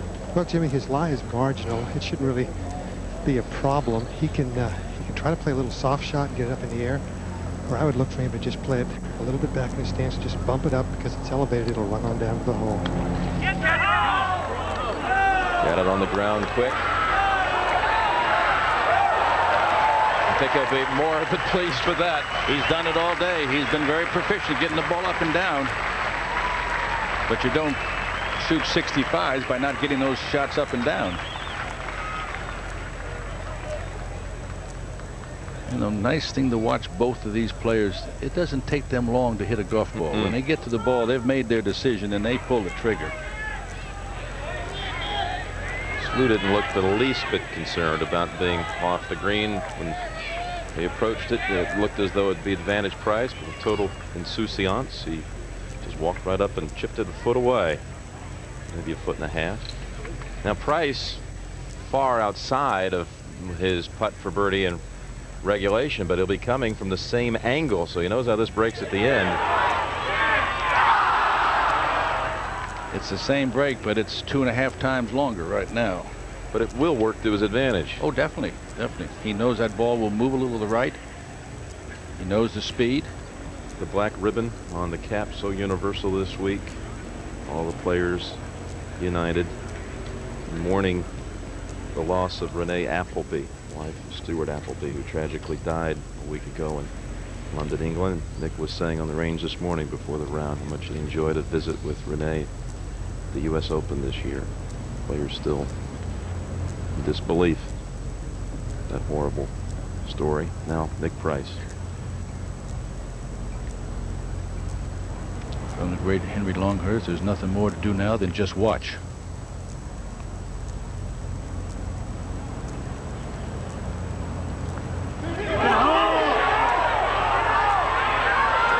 Left all the way.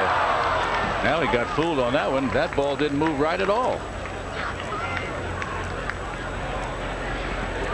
And I don't know whether he is outside of Sluman or not. He is by a little bit, isn't he, David? I believe so. Yeah. See the coin now of Sluman. He's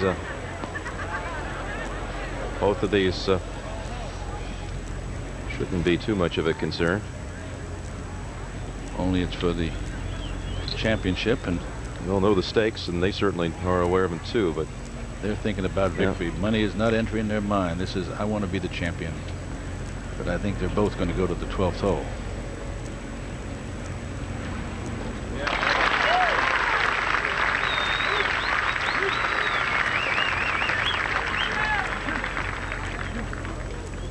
And Sluman won't take long. No. No practice stroke. Nope. Coin in the pocket. Hit it there, and let's go another hole. Here we go. Off they go to the 12th. Sluman and Price, the second hole of sudden death, coming from the FedEx St. Jude Classic after this word from your local station. The NFL returns to CBS the way it should be. Basically, I'm cautiously greedy. I love the stock market, but I don't like a lot of risk. How do I deal with this? By investing for the long haul. Oppenheimer funds. The right way to invest. The Toyota Land Cruiser. For nearly 50 years, its capability has been legendary, unbeatable, until now. Toyota's first V8 Land Cruiser has arrived with an all-new 230-horsepower V8 engine and a smoother, quieter, more luxurious ride. More room inside. More convenience features than ever before, and a look that says roughing it doesn't get any smoother than this. The all-new V8 Toyota Land Cruiser. Get the real picture at your Toyota dealer now. First is making enough to retire. Then you gotta worry about outliving the money. Well, I'm taking care of that. Now, if I can just... Oppenheimer funds. The right way to invest. CBS 2, home of the New York Jets. Watch it. NFL training camp. Hold up! I'm talking. I'm going to finish this drill, or I'm going to start over. This fall, the NFL on CBS. I was thinking of Jeff Sluman with that up and down at the last. His other 3 playoff appearances were all memorable. The TPC, the Players Championship, when he lost to Sandy Lyle in '87. 91 at Kemper to Billy Andrade, and Billy's first win.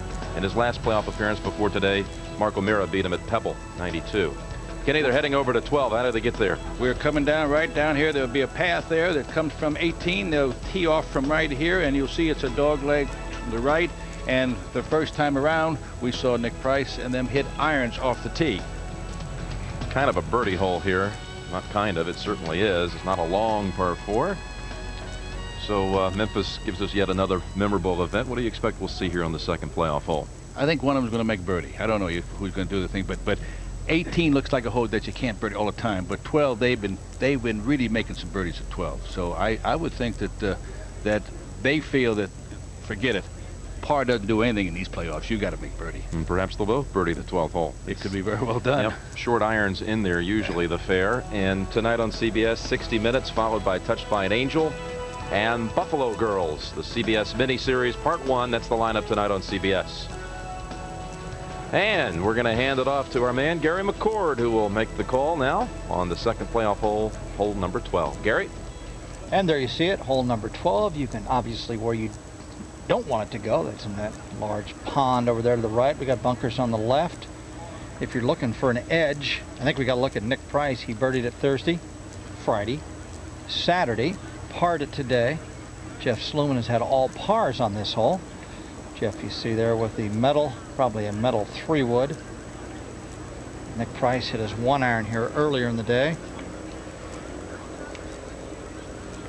And Peter Costas, that ball's teed up a little bit. Is he, yeah, it's a 3-wood, looks like to me.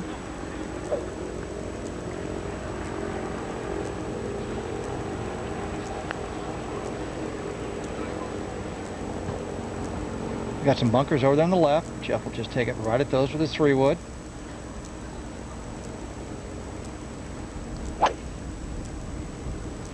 Well, he started that one out over the water, and that is not coming back. Oh. Oh. Oh, he's going to have to drop that way back. What kind of play was that, David Faraday? A damp one.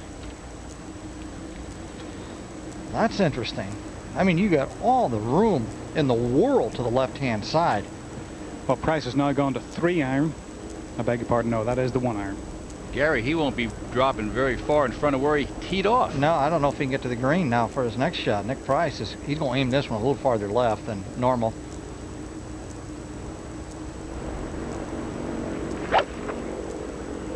There's 1-iron. Well, there's nothing right about that one. It's just flirting with the left edge of the fairway. Perfect.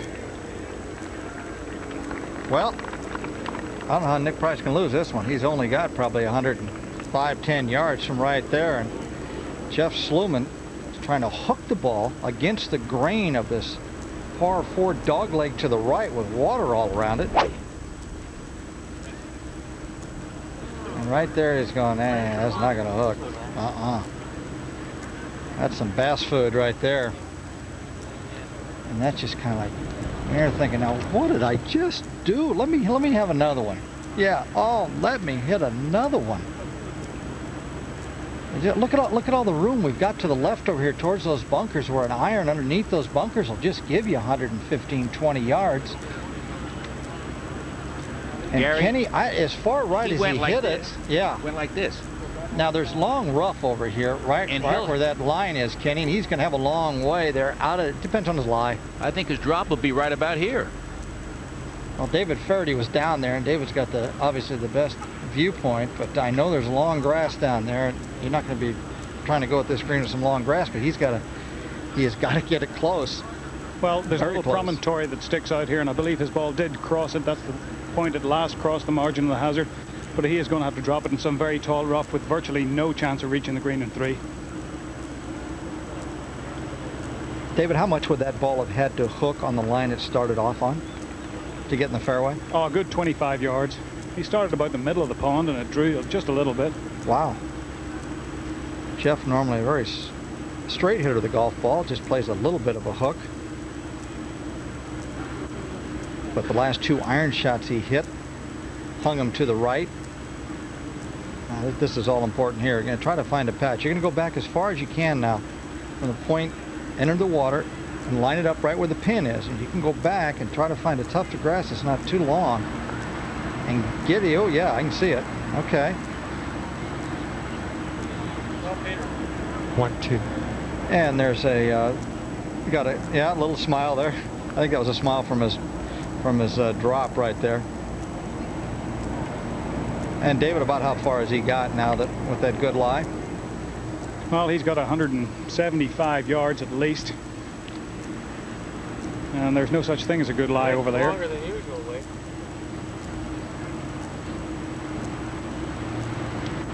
He's going to have about 165 to carry the water, and a further 10 to get it over the bunkers, and then a little further to get it to the flag. So this really would be miraculous. In fact, it would be miraculous if he even tried to take this on. He can't get it from the green from there, from that lie? Well, Gary, he's got a lie that's reasonable. I mean, if the thing is, if he carries it to the green, it's going to be hot and will probably run through the green. He's got about 168 to carry the bunkers. Well, he's got to go for it. I mean, Nick Price is over here in the fairway looking at the hole with a wedge. You know, he's won a few tournaments, so that's what Jeff's thinking. I got to hit this ball just at gimme range and try to get my 4 somehow.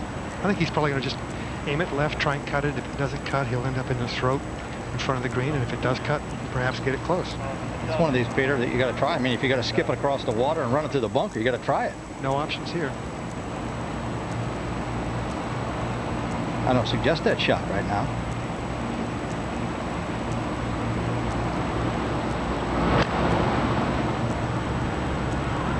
This is enough to carry, Gary. There we go. There we go. How about that? There we even back it up a little bit. That away, Slew. We got a shot at it now. All you want to do is make Nick grip it just a little harder with this little shot. Just give him anything up there to look at. What do we got here, guys? Well, Price is 135 yards, staring straight down at it. A good hard wedge.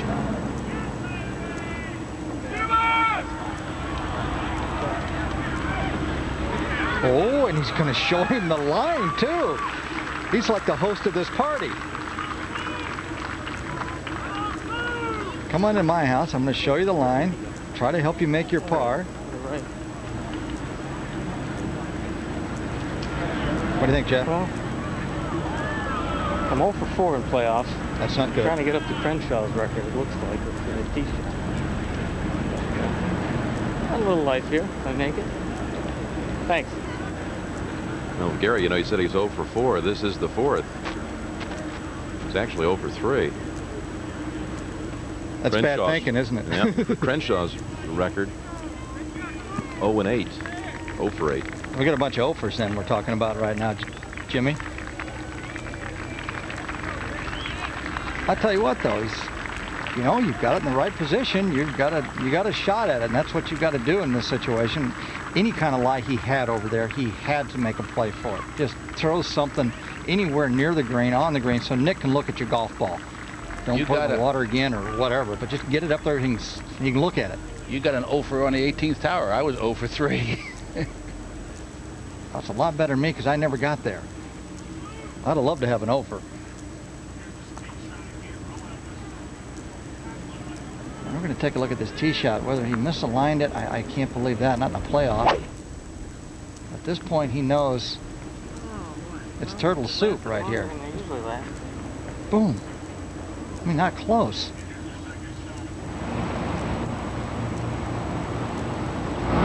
168 yards. He just hoisted it straight up in the air. Watch this one now, out of the rough. Watch this ball bite. Boom. Look at that.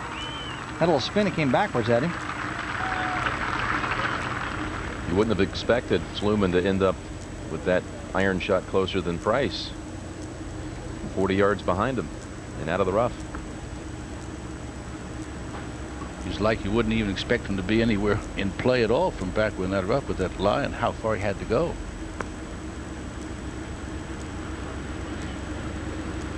Well, Price has got it below the hole. He's got it up the hill, and it's going to be right to left. And this one is holdable, and he's just threatened so many times over this inward 9. You feel he has to make one soon. You're just telling yourself, don't give him a chance. Just do not give him a chance with the putter. Knock this in, let's get out of here. That's what he's thinking.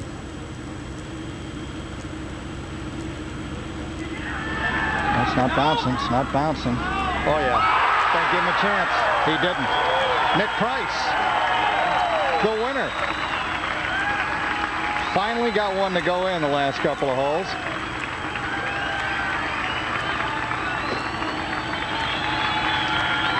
Nick is thanking Jeff Sluman now for hitting the water and making his life a lot easier.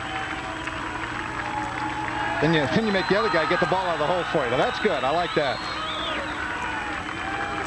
And let's go down now to Peter Costas. Well, Nicky, I know you wanted to finish it on the short putt after that brilliant shot at 18 the first time around, but finally you made one that counted. Yeah, my nerves are getting a little frayed there, Pete. And you know, I had such a good drive in the playoff on the 18th there, and it just went miles. I get a little bit of adrenaline, and you know, I just said to Slu, I said, "What do you have to go and do that for, hitting the water?" But you know, I had a feeling that he was going to make it, so it was nice to make one. What is it about Memphis and Nick Price? I mean, this is the second time now. I've no idea. I just, you know, I love the place. I love this golf course, and people have just been right behind me all day today, so it's been a great day for me. Well, welcome back to the winner's circle. Thank you, Peter. Back to 18, guys. His first win, Peter, since Hilton Head a year ago. It's a nice way to finish it, too. Winning it with a birdie putt.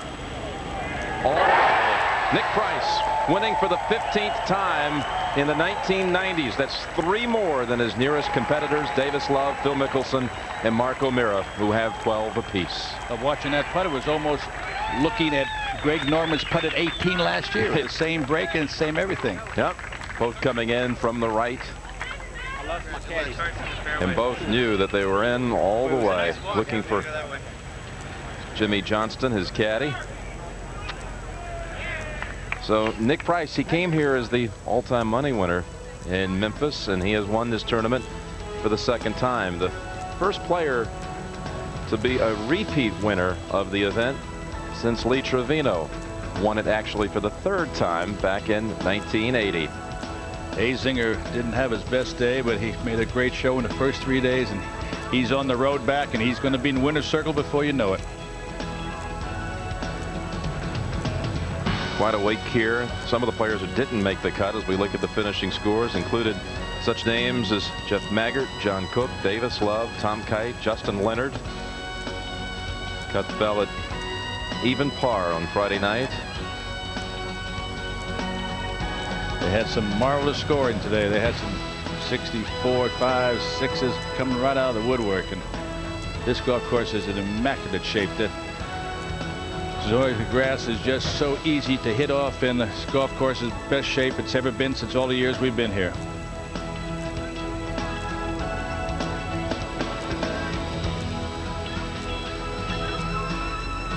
David Gossett, an amateur, 19-year-old, recent graduate of Germantown High School. This is home course, and he actually opened here with 66, making the cut with the big boys. Next Saturday on CBS, Sunday as well, 2 o'clock Eastern time. We'll have the NFL Quarterback Challenge presented by Foot Locker. That'll include the likes of Elvis Gerbach, Steve Young, Drew Bledsoe, Cordell Stewart, Brett Favre. The top guns of the gridiron will be followed by the Hambletonian, Saturday, 3 o'clock Eastern. And next Saturday and Sunday from Warwick Hills, the Buick Open.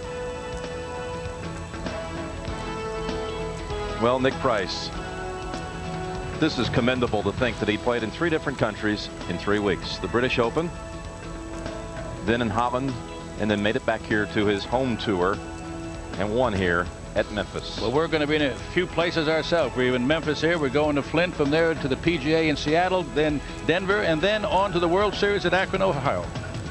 Busy August ahead. We look forward to having all of you, all of our friends with us back here on CBS Golf.